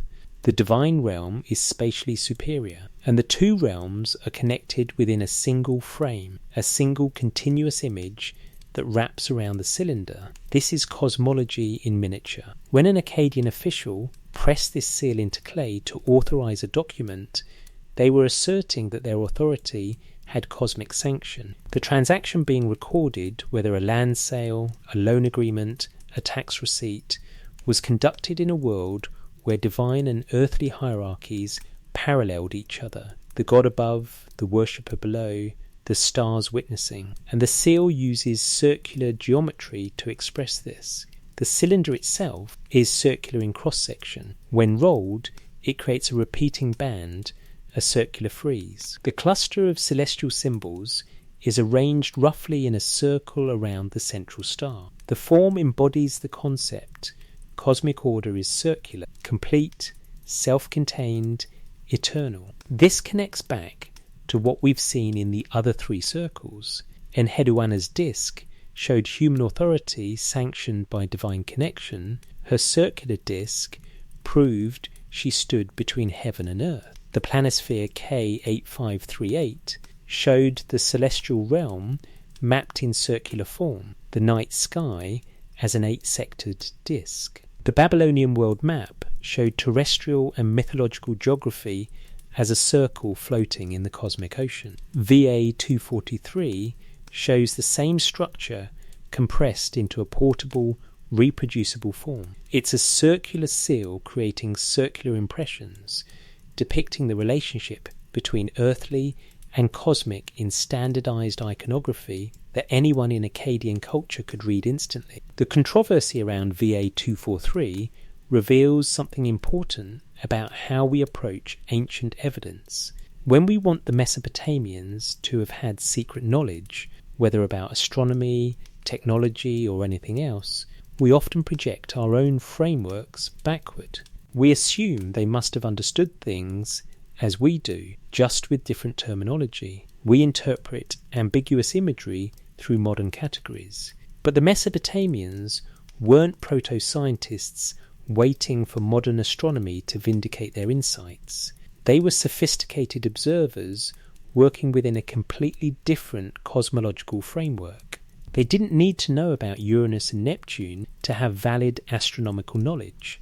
Their knowledge was real, practical, and effective within their worldview. So what did they actually know about celestial bodies? What astronomical literacy existed in Mesopotamia from the 3rd millennium through the 1st millennium BC? What could they observe, calculate, and predict? The answer is far more than most people realise, but in categories that don't map neatly onto modern astronomy. By the old Babylonian period, roughly 1600 BC, scribes had identified the 5 visible planets and given them names that would persist for millennia. They called them bibu, wild sheep or wandering stars, because unlike the fixed stars that maintained their positions relative to each other, these 5 objects moved through the zodiacal constellations following complex paths. Jupiter was Mulu Baba, white star, associated with the god Marduk. Saturn was Kaimanu Steady 1, associated with Ninurta. Mars was Salbatanu, warrior star, associated with Nergal, god of war and plague. Venus was Dilbat, associated with Inanna Ishtar. This we've already discussed in relation to Enheduanna. Mercury was Guutu, associated with Nabu, god of writing and wisdom. Each planet had its own cycle, its own pattern of appearances and disappearances, its own periods of direct and retrograde motion when a planet appears to reverse direction against the background stars due to the relative orbital positions of Earth and the outer planet. And Mesopotamian astronomers tracked these patterns with increasing precision across the centuries. The Venus tablet of Amisaduqa, dating to the Old Babylonian period, records Venus's heliacal risings and settings over a 21-year period during the reign of King Amisaduqa, 1446-1626 BC. The tablet notes the exact day when Venus first became visible in the morning sky, how many months it remained visible, when it disappeared, how long it was invisible, when it reappeared as an evening star. These observations were accurate enough that modern astronomers have used them to help establish absolute chronology in Mesopotamian history. The Mol.Apin tablets, compiled around 1000 BC but incorporating earlier material, list about 70 constellations and stars visible from Mesopotamia. The tablets describe when each star group rises and sets throughout the year, creating a stellar calendar that could be used to track agricultural seasons, predict weather patterns, and time religious festivals. The tablets also contain mathematical schemes for intercalation, adding extra months to the lunar calendar to keep it synchronized with the solar year. The Enuma Annuenlil series, which we've mentioned before, represents the culmination of early Mesopotamian celestial divination. 70 tablets organised by category, lunar phenomena in tablets 122, solar phenomena in tablets 2329, meteorological phenomena in tablets 3049, and planetary phenomena in tablets 5070. These tablets don't just record observations, they pair observations with predicted outcomes. If the moon is eclipsed in the evening watch and Venus stands in the east, the king will die, his son will not take the throne, a usurper will seize power. This isn't primitive superstition, it's pattern recognition based on centuries of record keeping. The Mesopotamians had noticed that certain celestial configurations preceded certain political events. Whether this represented actual causation, self-fulfilling prophecy, or coincidence is debatable, but the observations themselves were real. By the Neo-Babylonian period, the 6th century BC, the era of our world map, and shortly before the fall of Babylon to Persia, Mesopotamian astronomy had become mathematical. Scribes developed what we now call Babylonian astronomy, using arithmetic progressions and zigzag functions to predict planetary positions without requiring continuous observation. They calculated lunar eclipses years in advance. They tracked the slow wobble in the moon's orbital nodes. They developed period relations, how many years pass before a planet returns to the same position against the background stars. And crucially, they understood that these celestial cycles were connected. The Saros cycle, the 18-year period after which lunar and solar eclipses repeat in a similar pattern, was known to Babylonian astronomers by at least the 4th century BCE. They knew that 19 solar years equal 235 lunar months, which allowed them to create accurate lunisolar calendars. They calculated that Venus returns to the same position after 8 years, Jupiter after 12 years, Saturn after 30 years. These numbers were sacred because they reflected divine order. The gods had created a cosmos that operated according to mathematical principles. To discover those principles, to calculate future positions of celestial bodies, was to glimpse the mind of the Anunnaki who had established cosmic law. But, and this is crucial, none of this required understanding heliocentrism or knowing about distant planets. The Mesopotamians observed from Earth, recorded what they saw from Earth, and developed a geocentric mathematical astronomy that was remarkably accurate for their purposes.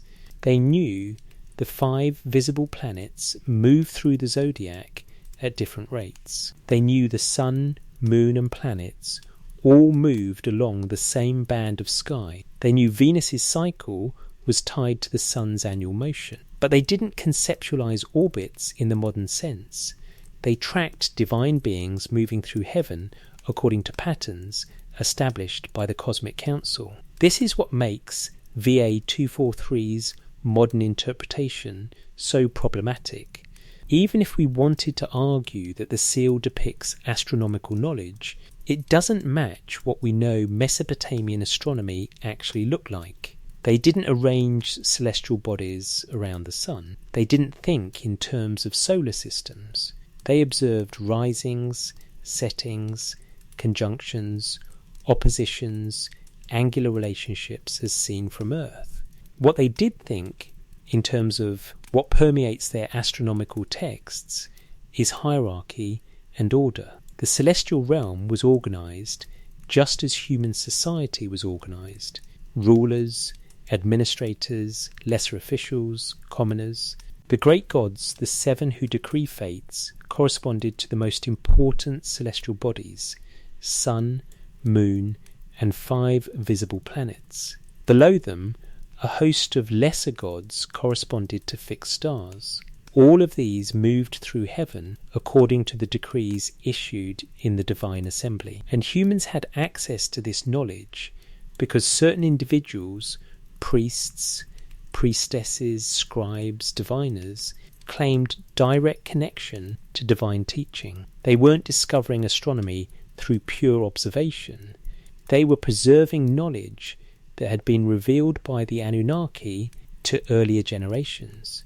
This is explicit in texts like the Era epic, where the god Ea Enka is described as the one who set the celestial bodies in their places, who established the patterns of heaven and earth, or the Enuma Elish, where Marduk creates the calendar by establishing the paths of sun, moon and stars, or the countless ritual texts that describe offerings made to the gods who established the cosmic order. The Mesopotamians didn't see themselves as scientists uncovering natural law. They saw themselves as inheritors of a tradition established at the beginning of time, when the Anunnaki had organized chaos into cosmos, when divine beings had taught the first humans how to observe, calculate, and predict. This brings us to a question that runs through all 4 circles we've examined. If the Mesopotamians believed their knowledge came from divine sources, why did they preserve it in circular forms? What was the connection between the shape and the content? Part of the answer is practical. Circular forms are geometrically special. A circle has constant radius, uniform curvature, no beginning or end. It's the most efficient way to enclose area, maximum space with minimum perimeter. It naturally represents things like horizons, celestial domes, enclosed worlds. But there's a deeper, more theological answer. In Mesopotamian thought, circles represented completion and return. The sun's disk was circular, and the sun returned to the same position each year. The moon's full disk was circular, and the moon's phases cycled endlessly. The zodiac was a circular band, and planets returned to the same constellations in predictable periods.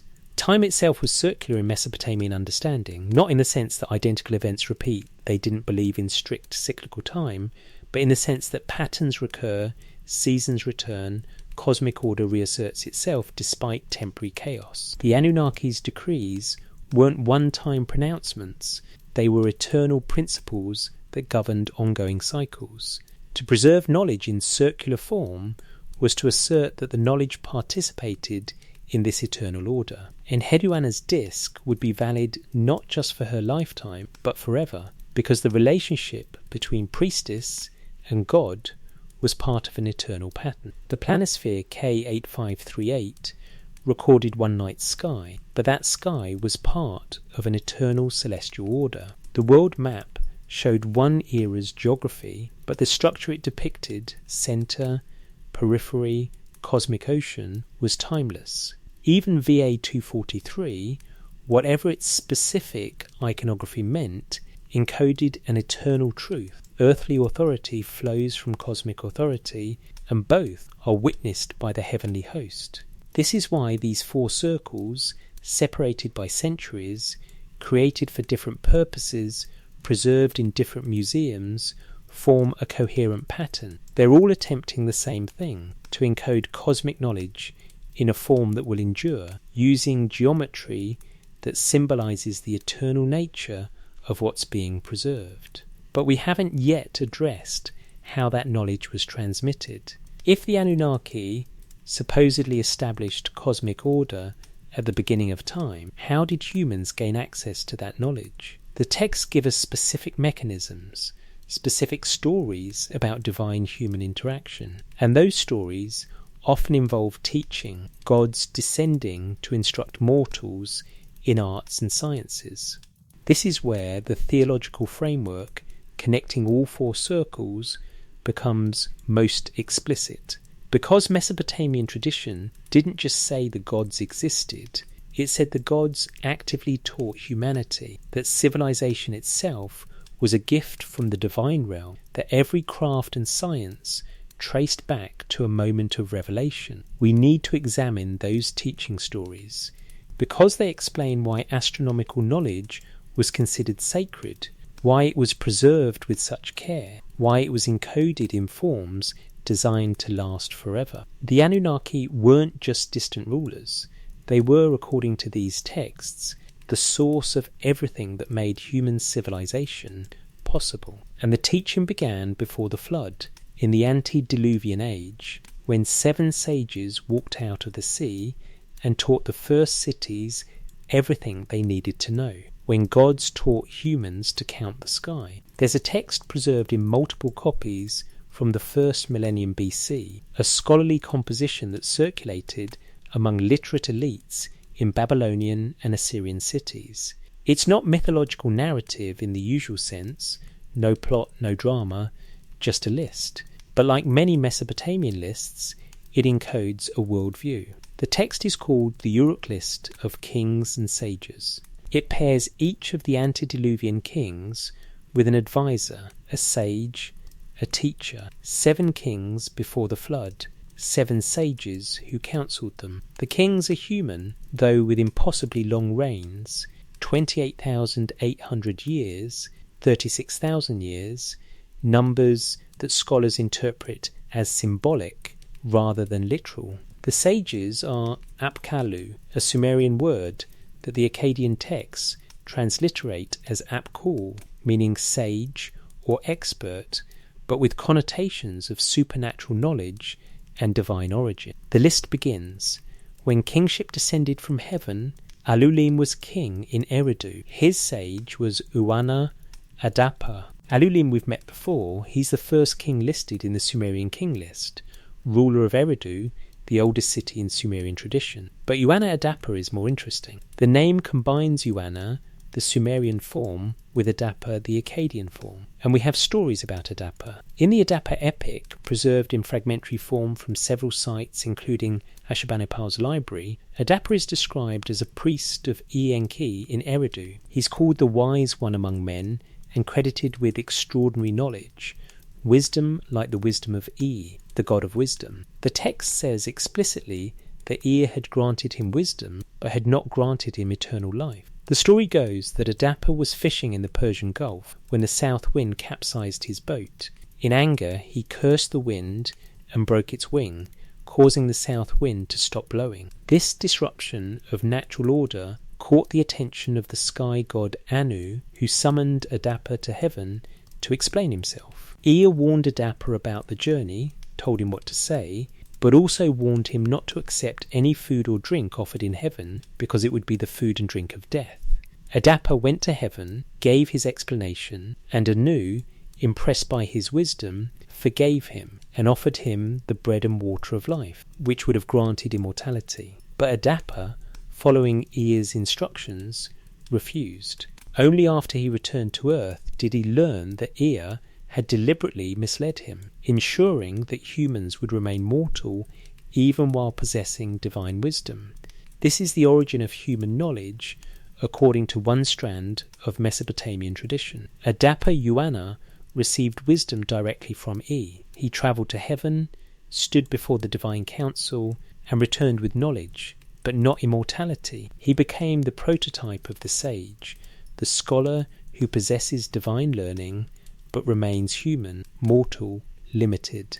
And the Uruk list identifies him as the first Apkallu, advisor to the first king, teacher of the first city. The list continues with 6 more pairs. Alorgar was king, his sage was Uanduga, Ameluana was king, his sage was Emmaduga, Amegalana was king, his sage was Emmegalamma, Dumuzi was king, his sage was Emmabeluga, Ensibsiana was king, his sage was Anililda, Meduranki was king. His sage was Uchuabzu. These 7 antediluvian sages became, in later Mesopotamian tradition, the archetypal transmitters of knowledge. They taught building, mathematics, divination, ritual, agriculture, everything needed for civilization. And they were explicitly described as having divine or semi-divine origin. The Greek author Berosus, a Babylonian priest who wrote a history of Mesopotamia in Greek in the 3rd century BC, preserved a version of this tradition. He described the first sage, whom he called Oannes, as an amphibious creature, part fish, part human, who emerged from the Persian Gulf and taught the people of Eridu. He gave them insight into letters and sciences and arts of every kind. He taught them to construct cities, to found temples, to compile laws, and explained to them the principles of geometric knowledge. He made them distinguish the seeds of the earth and showed them how to collect the fruits. In short, he instructed them in everything which could tend to soften human manners and humanize their lives. This is a remarkable claim. The Mesopotamians believed that civilization, writing, mathematics, architecture, law, agriculture, all of it was taught to humans by divine or semi-divine beings. It wasn't slowly developed through trial and error. It was revealed at the beginning by the Apkallu who served the Anunnaki. And crucially for our inquiry, this includes astronomical knowledge. Berossus specifically mentions that Oannes taught the principles of geometric knowledge, which in Mesopotamian context includes celestial geometry, the movements of sun, moon and stars, the calculation of calendars. This wasn't separate from other crafts. It was foundational. You needed astronomical observation to time agricultural activities, to set festival dates, to regulate the administrative calendar that governed everything from tax collection to military campaigns. But there's a problem with this story, the flood. According to every version of the Mesopotamian flood narrative, the deluge destroyed everything. Cities were swept away, humanity was nearly exterminated, the 7 sages were gone. How did their knowledge survive? The texts give different answers. In some versions, written tablets were buried before the flood and rediscovered afterward.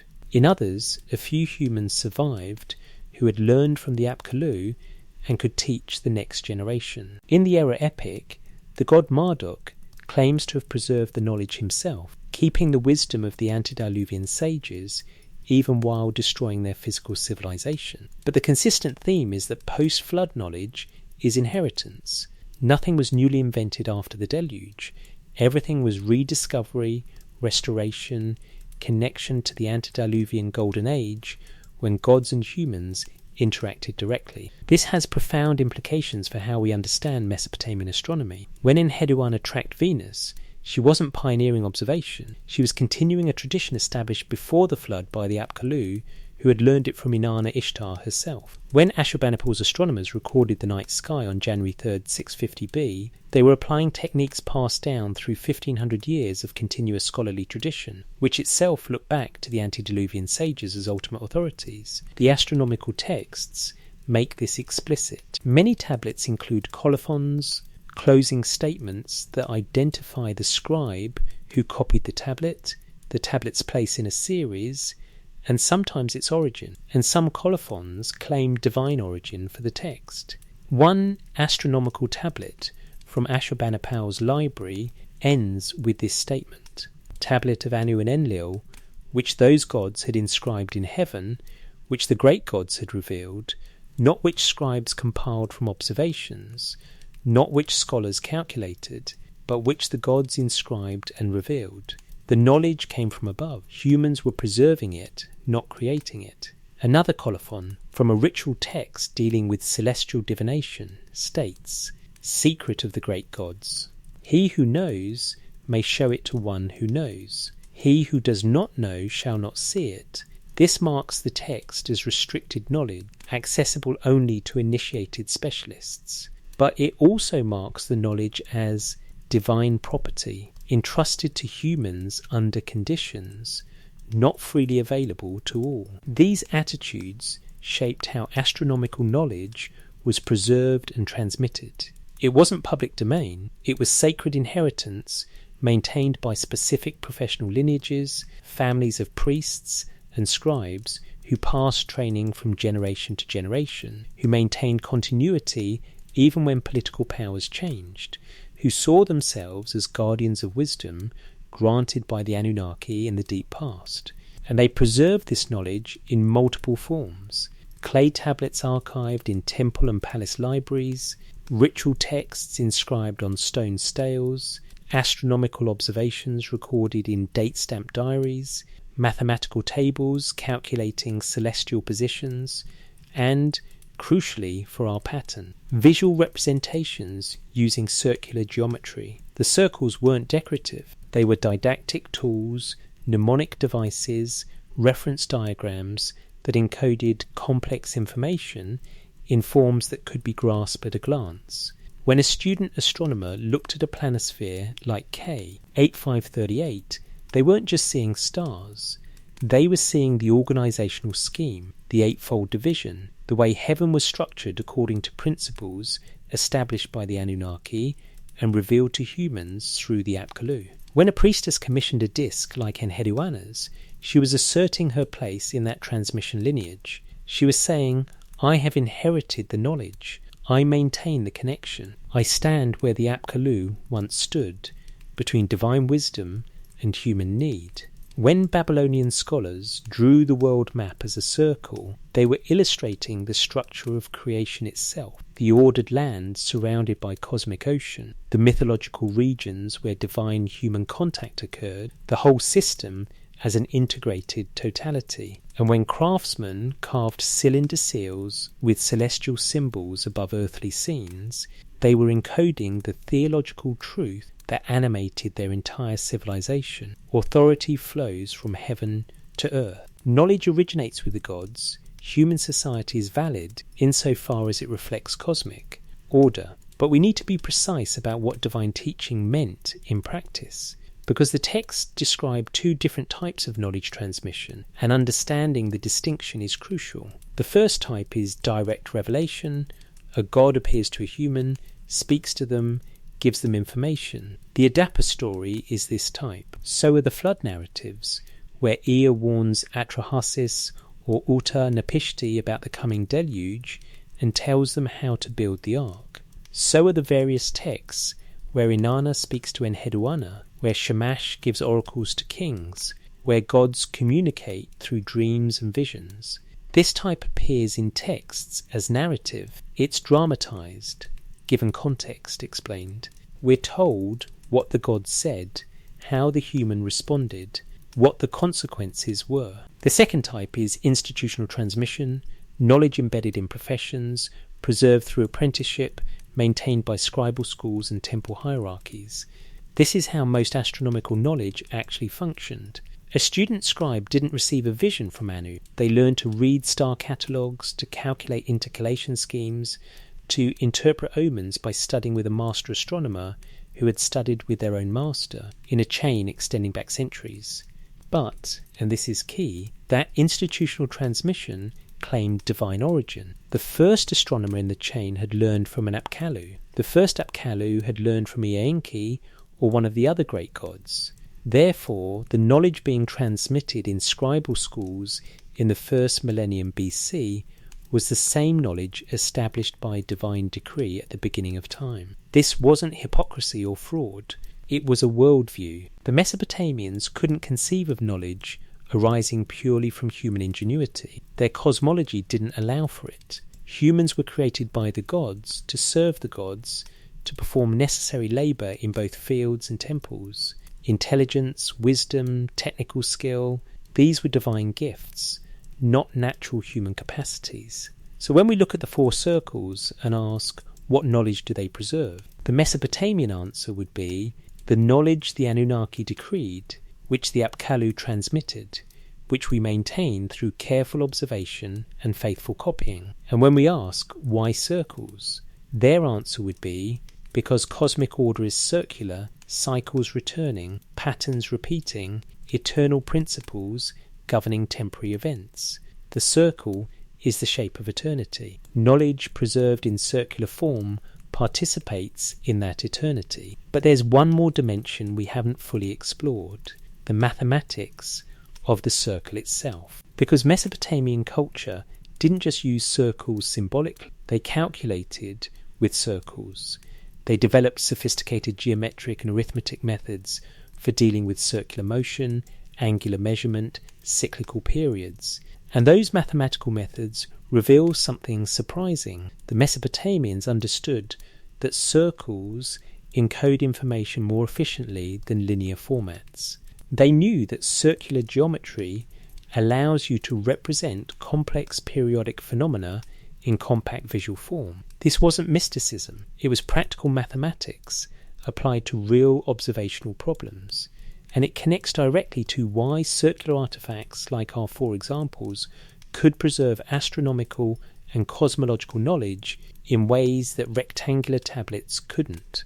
We need to look at Mesopotamian mathematics, particularly their treatment of circles, cycles, and angles, because the choice of circular forms wasn't arbitrary. It was mathematically motivated, theologically justified, and practically effective. The pattern of the 4 circles rests on mathematical foundations that the Mesopotamians believed were themselves divine, part of the cosmic order established when the Anunnaki divided heaven from earth and set the celestial bodies in their courses.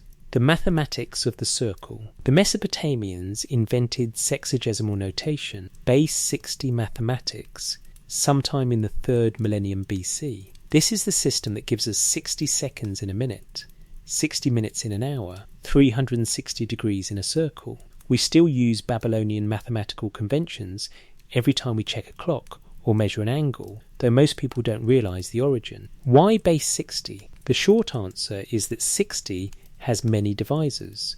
1, 2, 3, 4, 5, 6, 10, 12, 15, 20, 30, 60. This makes fractions much easier to work with. If you're dividing land, rationing grain, calculating temple offerings, or tracking celestial positions, you need to handle fractions constantly. Base 60 allows you to express 1/2, 1/3, 1/4, 1/5, 1/6, 1/10, 1/12, and many other common fractions as whole number divisions of 60. For astronomy, this was crucial. Celestial periods rarely come out to whole numbers in solar days.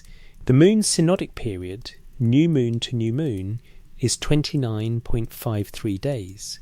Venus's synodic period, our appearance, to next evening star appearance, is 584 days. Jupiter's sidereal period, returned to the same position against background stars, is 11.86 years. You need flexible fractional arithmetic to handle these values, and sexagesimal notation provided it. But the deeper mathematical innovation was the division of the circle itself. At some point, we don't know exactly when, but probably by the late 2nd millennium BC, Mesopotamian astronomers standardized the division of the full circle into 360 equal parts.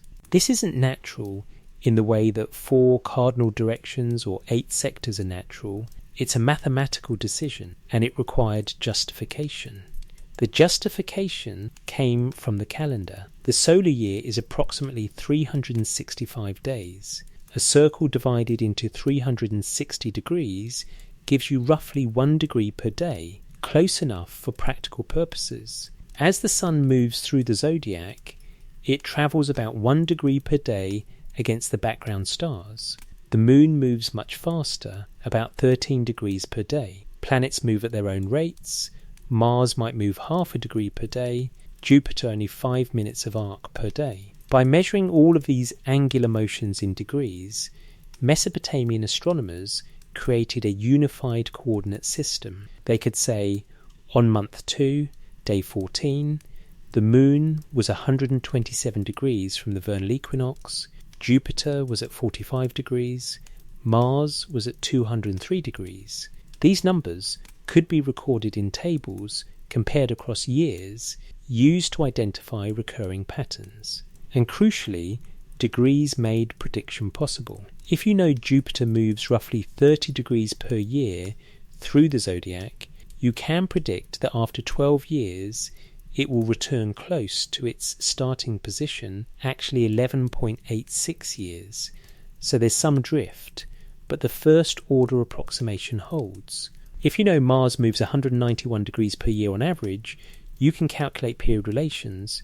37 synodic periods equals 79 years, after which Mars returns to almost exactly the same position at the same season. The Babylonians developed these period relations systematically. They had records spanning centuries.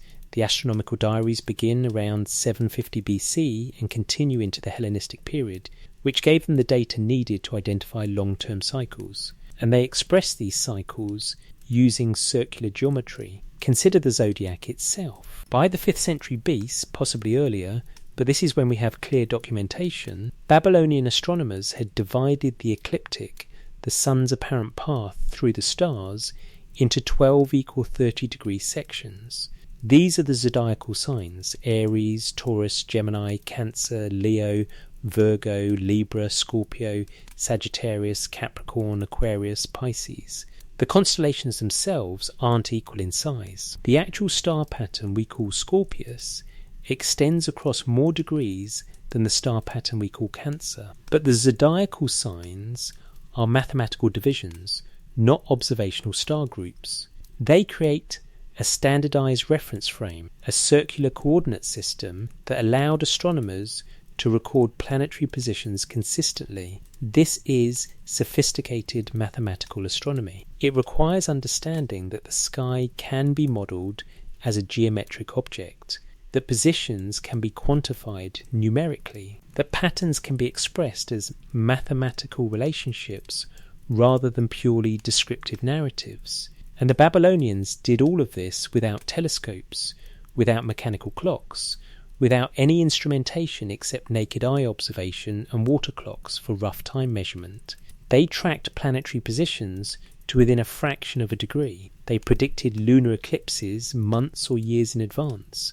They calculated the length of the solar year to within minutes of the true value. How? By treating celestial motion as periodic phenomena expressible in circular mathematics. Take lunar eclipses as an example. An eclipse occurs when the moon passes through Earth's shadow, which only happens at full moon when the sun, Earth and moon are aligned. But not every full moon produces an eclipse, because the moon's orbit is tilted about 5 degrees relative to the ecliptic. Most months, the full moon passes above or below Earth's shadow. Eclipses only occur when full moon happens near one of the two nodes, the points where the moon's orbit crosses the ecliptic. The nodes themselves move, completing a full cycle in 18.6 years.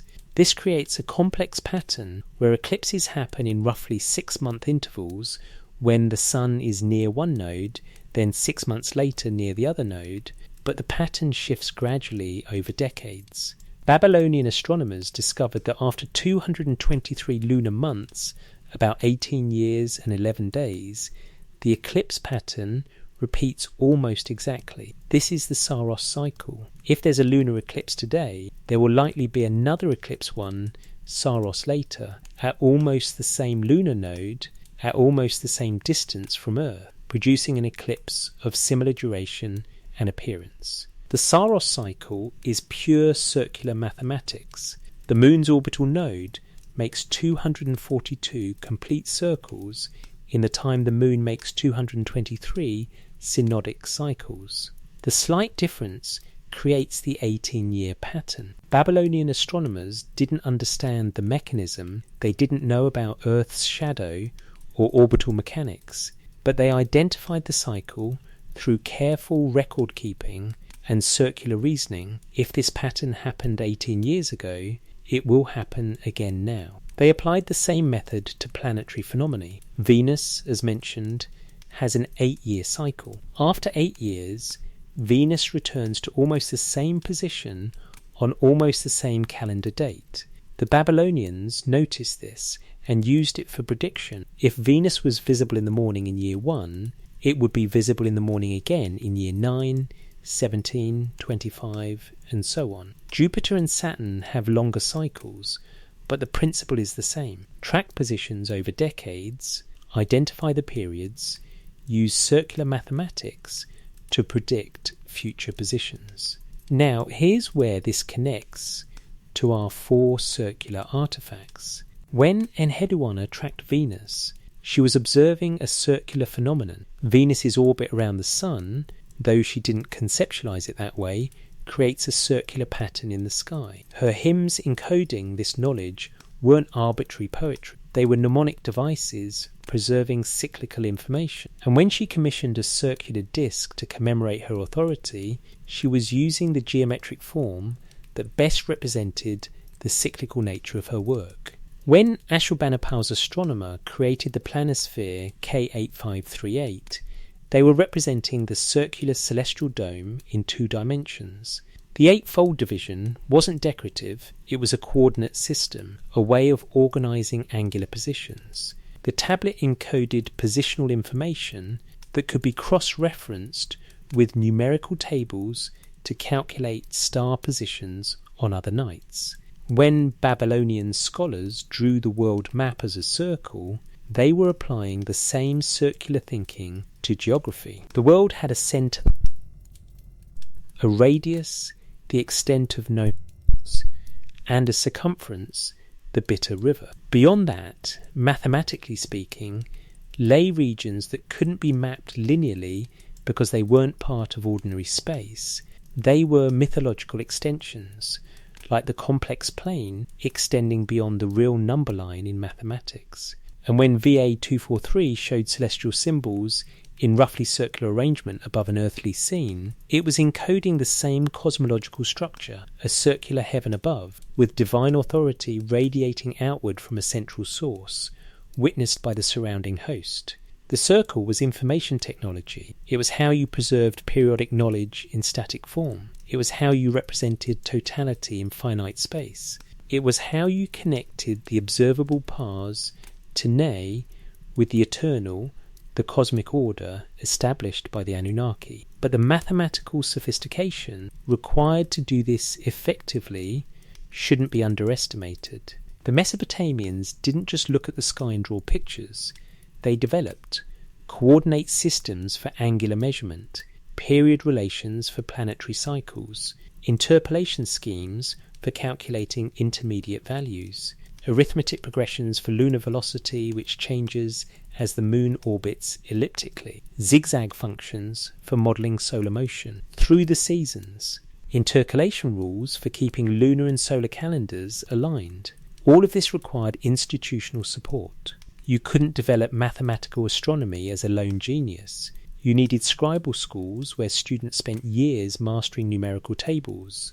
You needed temple observatories where astronomers recorded data night after night across decades. You needed palace patronage to support non-productive specialists. You needed archives where tablets from previous generations were kept accessible. And you needed the theological framework that justified all of this effort. Why spend decades tracking Jupiter's position? Because Jupiter is Marduk, king of the gods, and his movements revealed divine intentions for earthly affairs.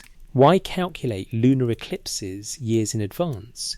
Because eclipses are ominous, signs of divine displeasure, warnings that require ritual response to avert disaster. Why preserve astronomical texts in library archives?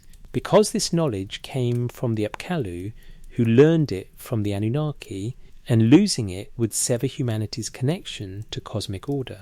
The mathematics and the theology were inseparable. You couldn't have one without the other. The circles preserved both simultaneously mathematical precision encoded in geometric form, theological truth expressed through mathematical regularity. This brings us to the final question we need to address before we can step back and consider three different ways of reading all this evidence. The question is, how did astronomical observation actually work in practice? We've talked about texts, about mathematical schemes, about theological frameworks, but there were real people on real temple roofs during real nights watching the sky. What did that look like? What did they do? How did observation become archive? Because that process, observation to record to preservation to interpretation, is what the four circles ultimately represent. They're endpoints of observational practice, material artefacts that preserve what once was living knowledge maintained by professional astronomers.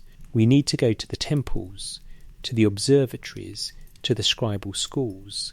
We need to see how someone became an astronomer priest in Mesopotamia, what training they received, what tools they used, what their working life was like. Because the circles didn't draw themselves. They were created by specific people with specific expertise in specific institutional contexts. And understanding those contexts is crucial for evaluating the theological claims embedded in the circles, that this knowledge came from the gods, that it connected human observers to cosmic order, that it fulfilled a sacred function established when kingship descended from heaven, from temple to tablet. Imagine it's the 7th century BC. You are 12 years old, the child of a scribe in Babylon, born into a family that has served the Temple of Marduk for generations. Your father and grandfather were both Tupar Emanu Enlil, scribes of the Celestial Omen series, specialists in astronomical divination. Your family's house sits in the shadow of the great Ziggurat et Anunnaki, where each morning you watch priests ascend the stairway to perform sunrise rituals at the highest shrine. You've known since you could walk that you would follow your father's profession, not because you chose it, but because knowledge is inheritance. Your father owns tablets, actual clay tablets kept in a locked wooden chest, worth more than the house itself. These tablets contain observation logs going back 3 generations, tables of planetary positions, copies of important omen texts, calculation procedures that took him a decade to master. When you turn 12, your formal education begins.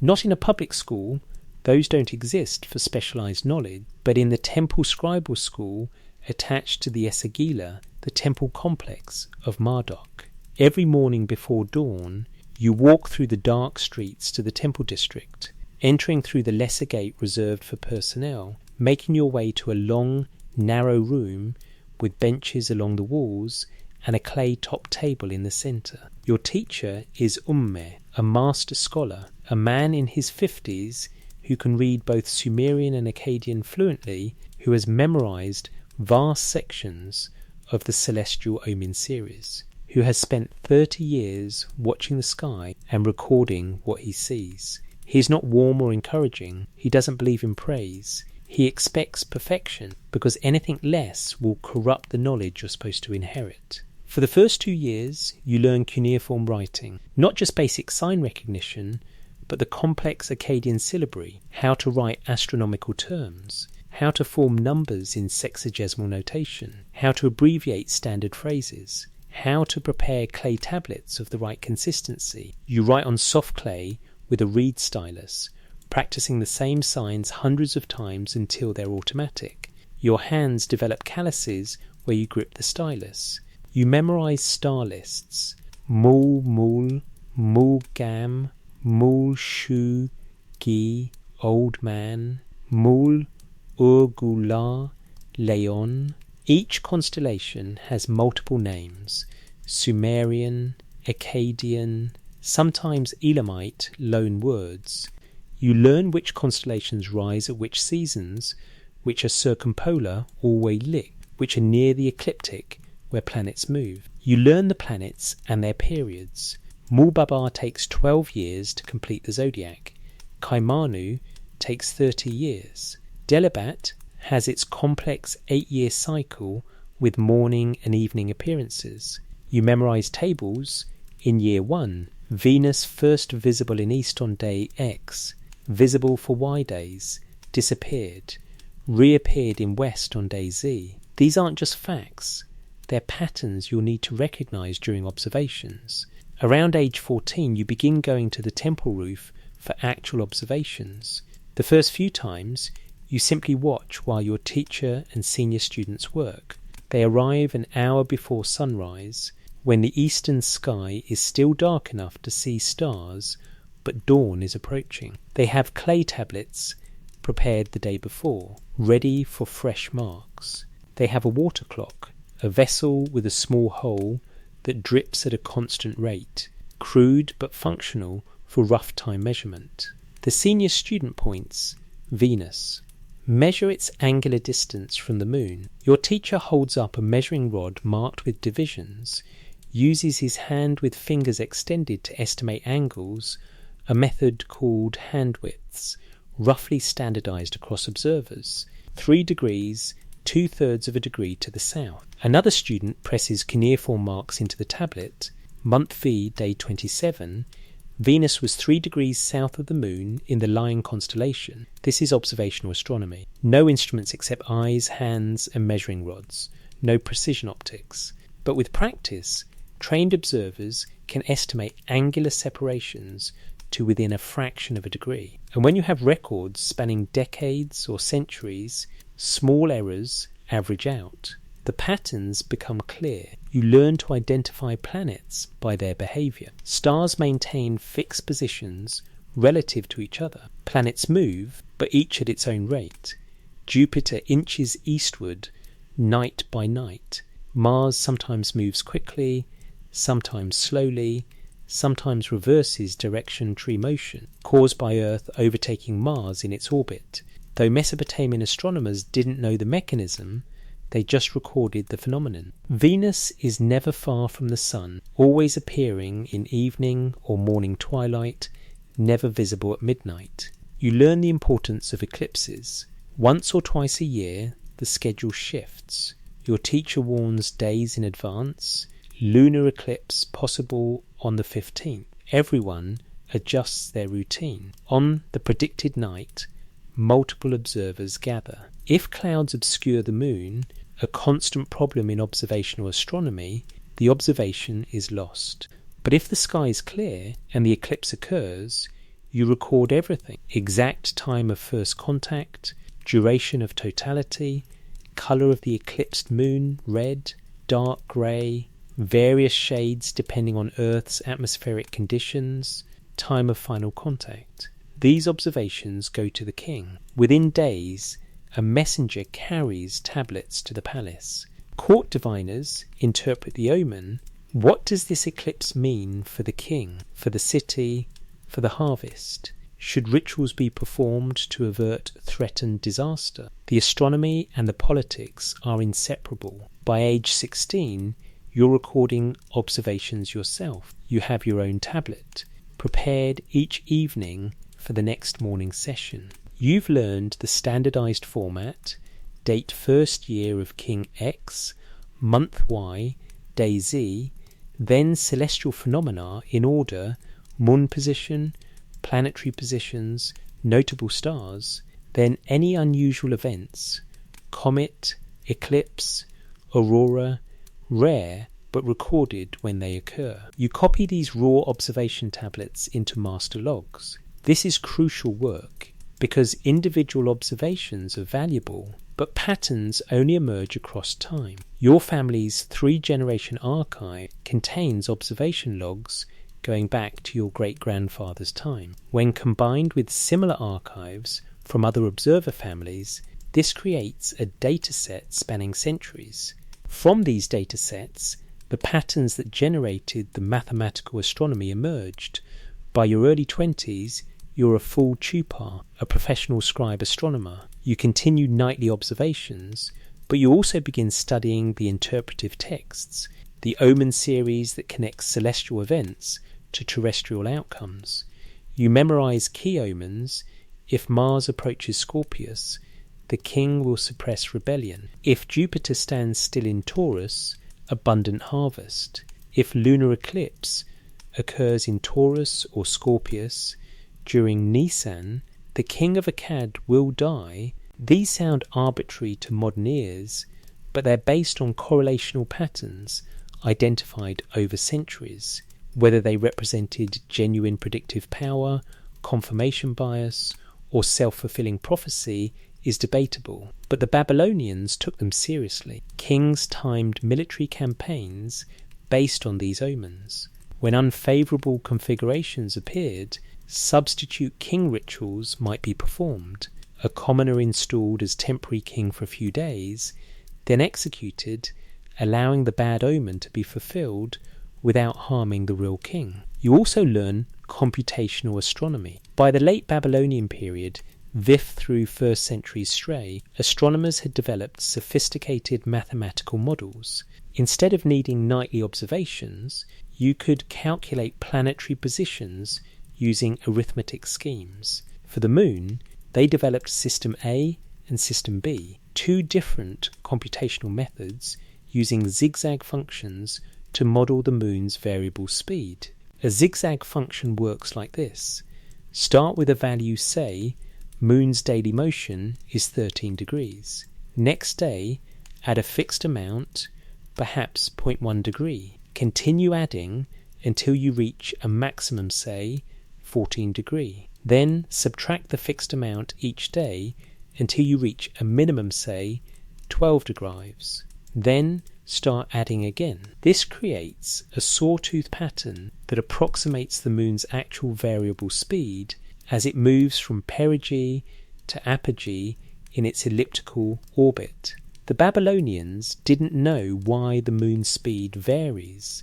They didn't have a theory of elliptical orbits, but they could model the variation empirically, and their models were accurate enough for prediction. A well-trained astronomer could calculate the moon's position 6 months ahead to within a degree or two of its actual position. Impressive for ancient science and sufficient for calendrical purposes.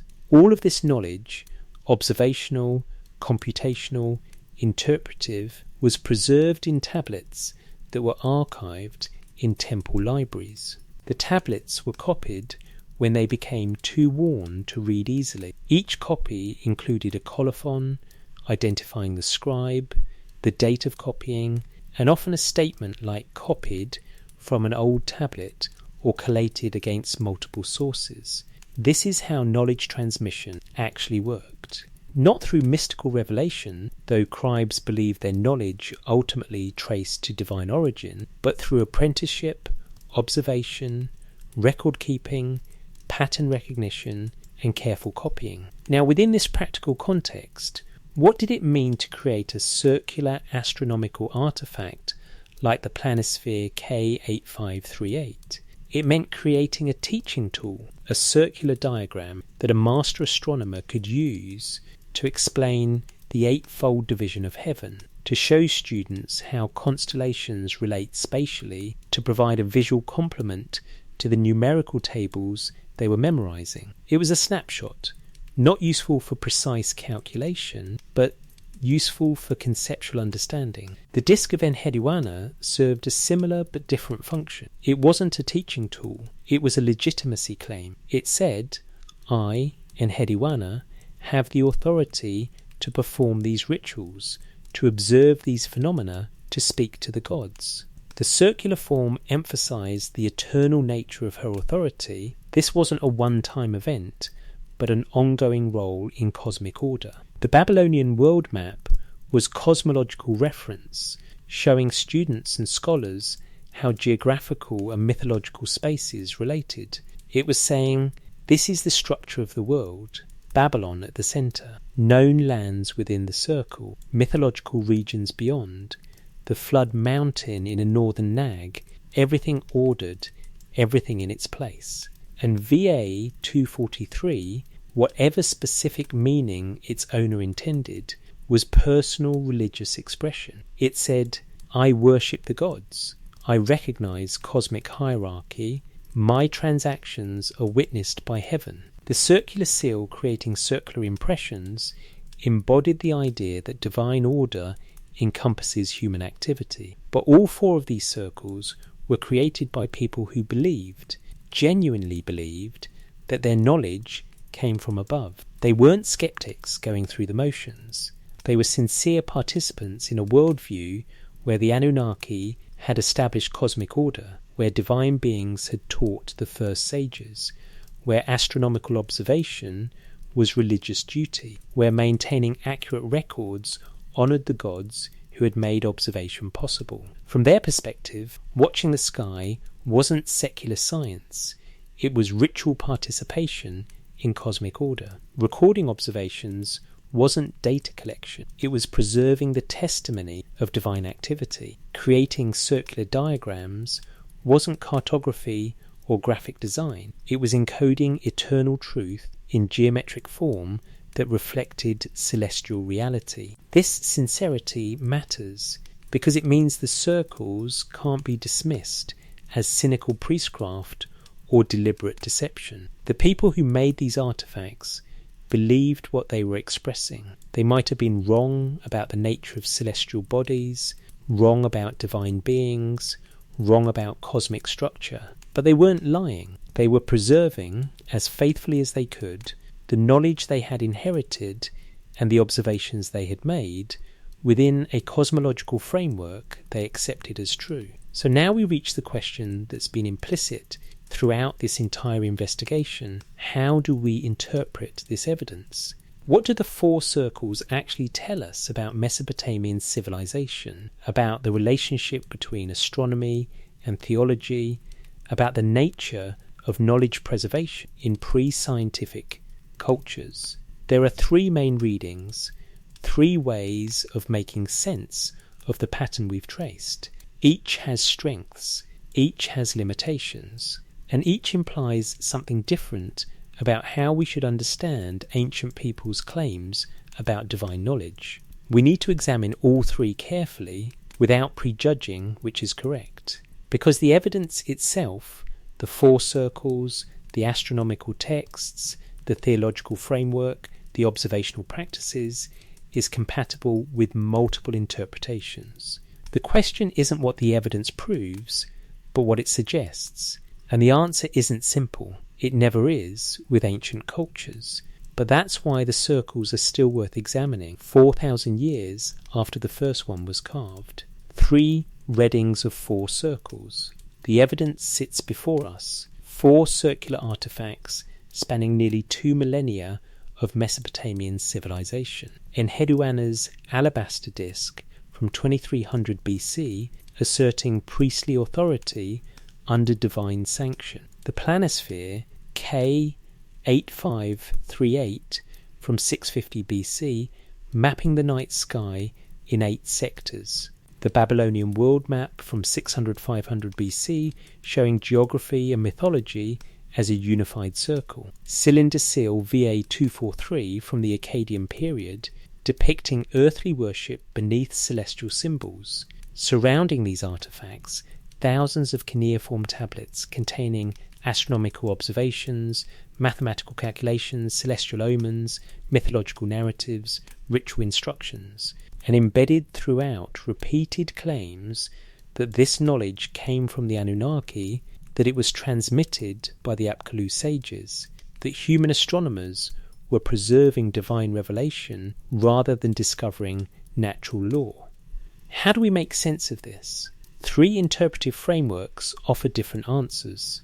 Reading 1, Mythology and Symbol. The first reading treats the Anunnaki and their supposed knowledge transmission as mythology, sophisticated, culturally important, but ultimately fictional. According to this reading, Mesopotamians developed astronomy through observation and calculation, just as we'd expect.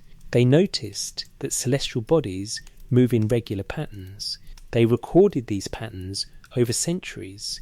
They developed mathematical methods to predict future positions. All of this was human achievement, human ingenuity, human science at an early stage. But because they lacked the conceptual frameworks we have, heliocentrism, gravity, orbital mechanics, astrophysics, they understood their observations through available categories.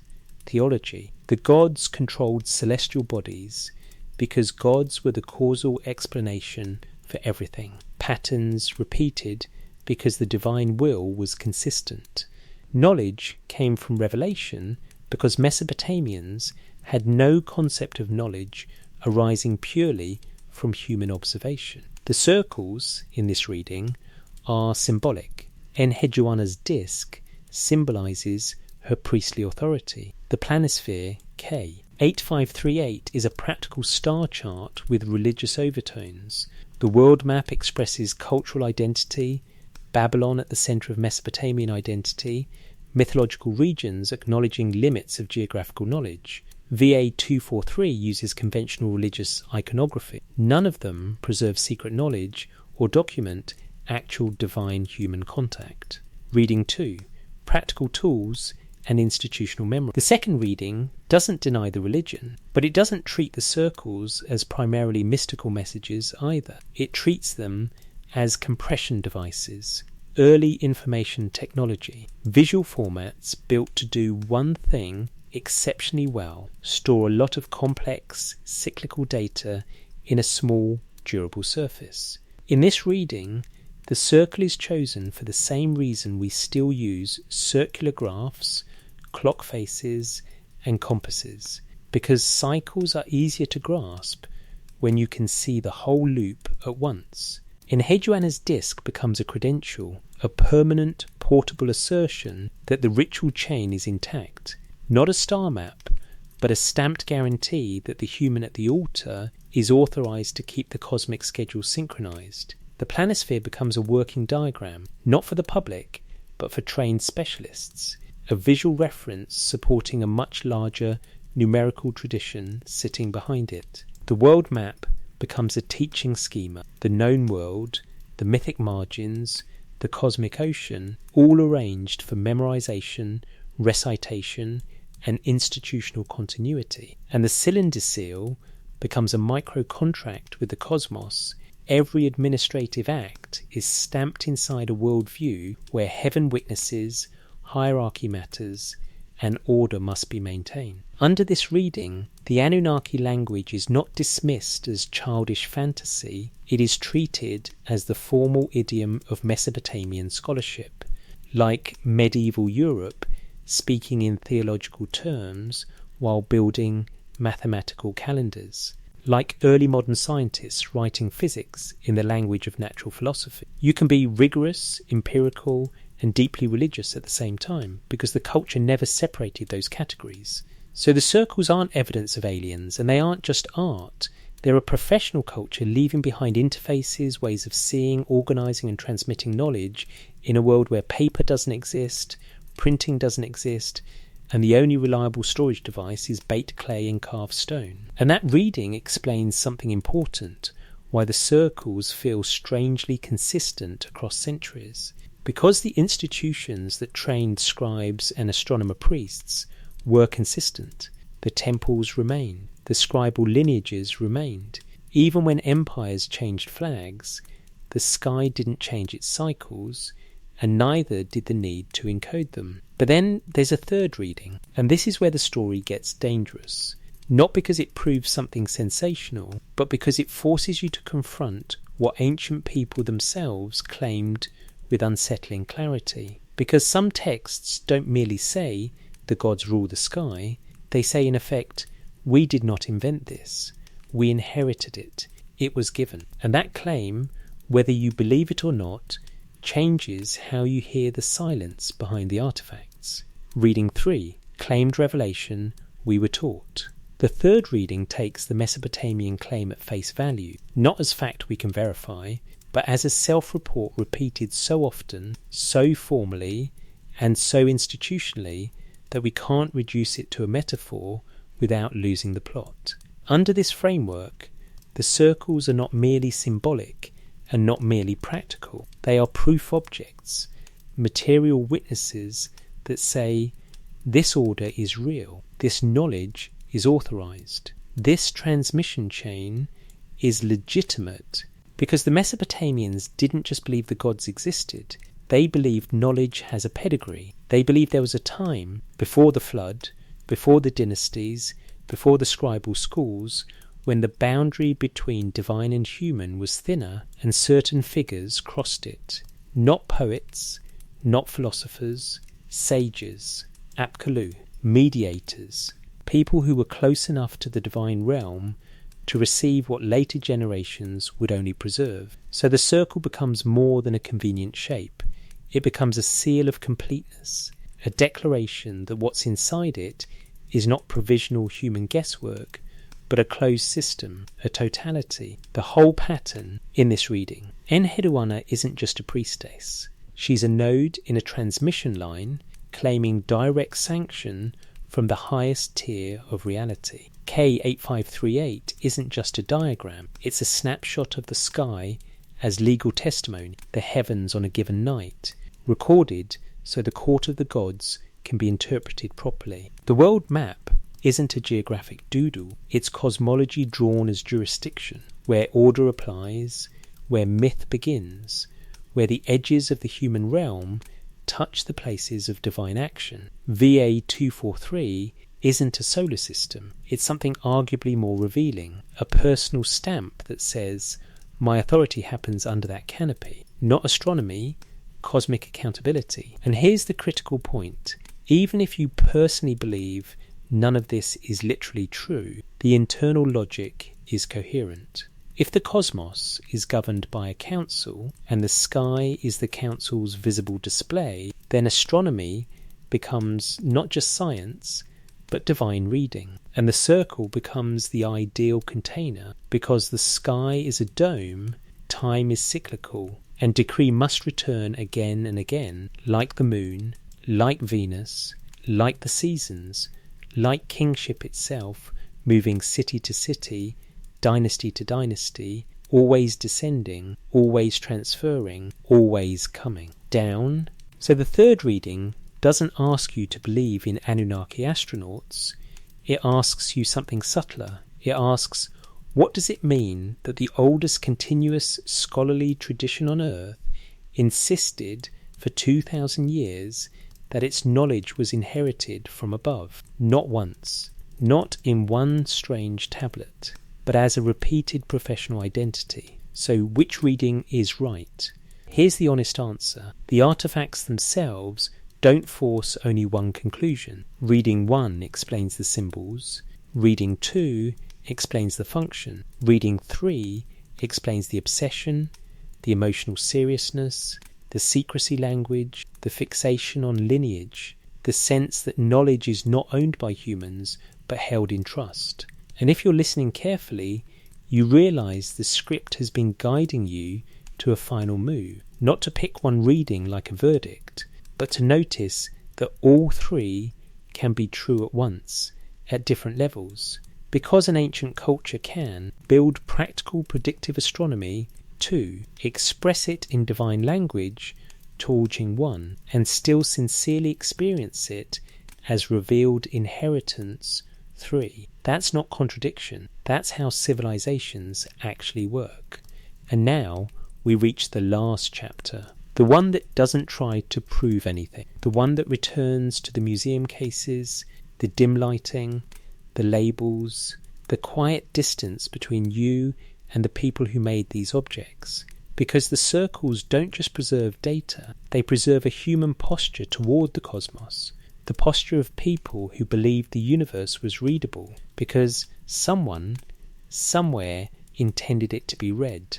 What circles remember? Before you turn this video off, I want you to picture the 4 circles again, not as artifacts, but as 4 frozen moments in a single long attempt to hold the sky still. In Philadelphia, Enheduanna's disk sits under glass, alabaster catching museum light the way it once caught torchlight. You can still see the procession, the altar, the priestess with the end crown, the name pressed into permanence, a human being insisting, across 5,000 years I stood here, I was authorised, the connection was real. In London, in the British Museum, K8538 survives as broken clay, but not broken meaning. 8 sectors radiate outward like a clock face without numbers, a night sky pinned down, not poetry, not myth. A date you can verify with modern software, carved by someone who didn't know they were building the oldest surviving moment of the heavens. A few rooms away, the world map compresses geography and theology into one small circle. Babylon in the centre, the cosmic ocean around it, outer regions like teeth or rays pushing beyond the boundary. A message hidden in plain sight. The world is not only where we walk, there are edges, and beyond those edges are stories that claim to be memories. And in Berlin, VA243 waits behind its controversy like a quiet witness at the back of a courtroom. Whether you see planets or not, it still does what seals were meant to do. It repeats. Again and again. It stamps the same relationship into clay, the human below, the divine above, and the sky as the silent authority that makes the whole scene legitimate. 4 circles. 4 attempts to preserve the same conviction in different languages. Stone, clay, map, seal. And maybe that's the real point. Not whether the Anunnaki were real in the way modern people mean real, but that the people who built the first cities on Earth behaved as if the cosmos had administrators and as if the sky was their archive. Because a circle is the one shape that never points to an end. It returns. The moon returns. Venus returns. Seasons return. Kingship descends and moves and descends again. Empires burn, and the fire bakes the tablets, and the knowledge survives by accident. And you, right now, are part of that return. A modern mind staring at an ancient shape, feeling that strange pressure that only certain objects create, the sense that someone long dead was not merely decorating clay, but trying to send something forward. So when you hear the claim, knowledge came down from heaven, don't rush to accept it or dismiss it. Just notice how hard they worked to preserve it, how carefully they encoded it, how often they chose the circle when the message was most important.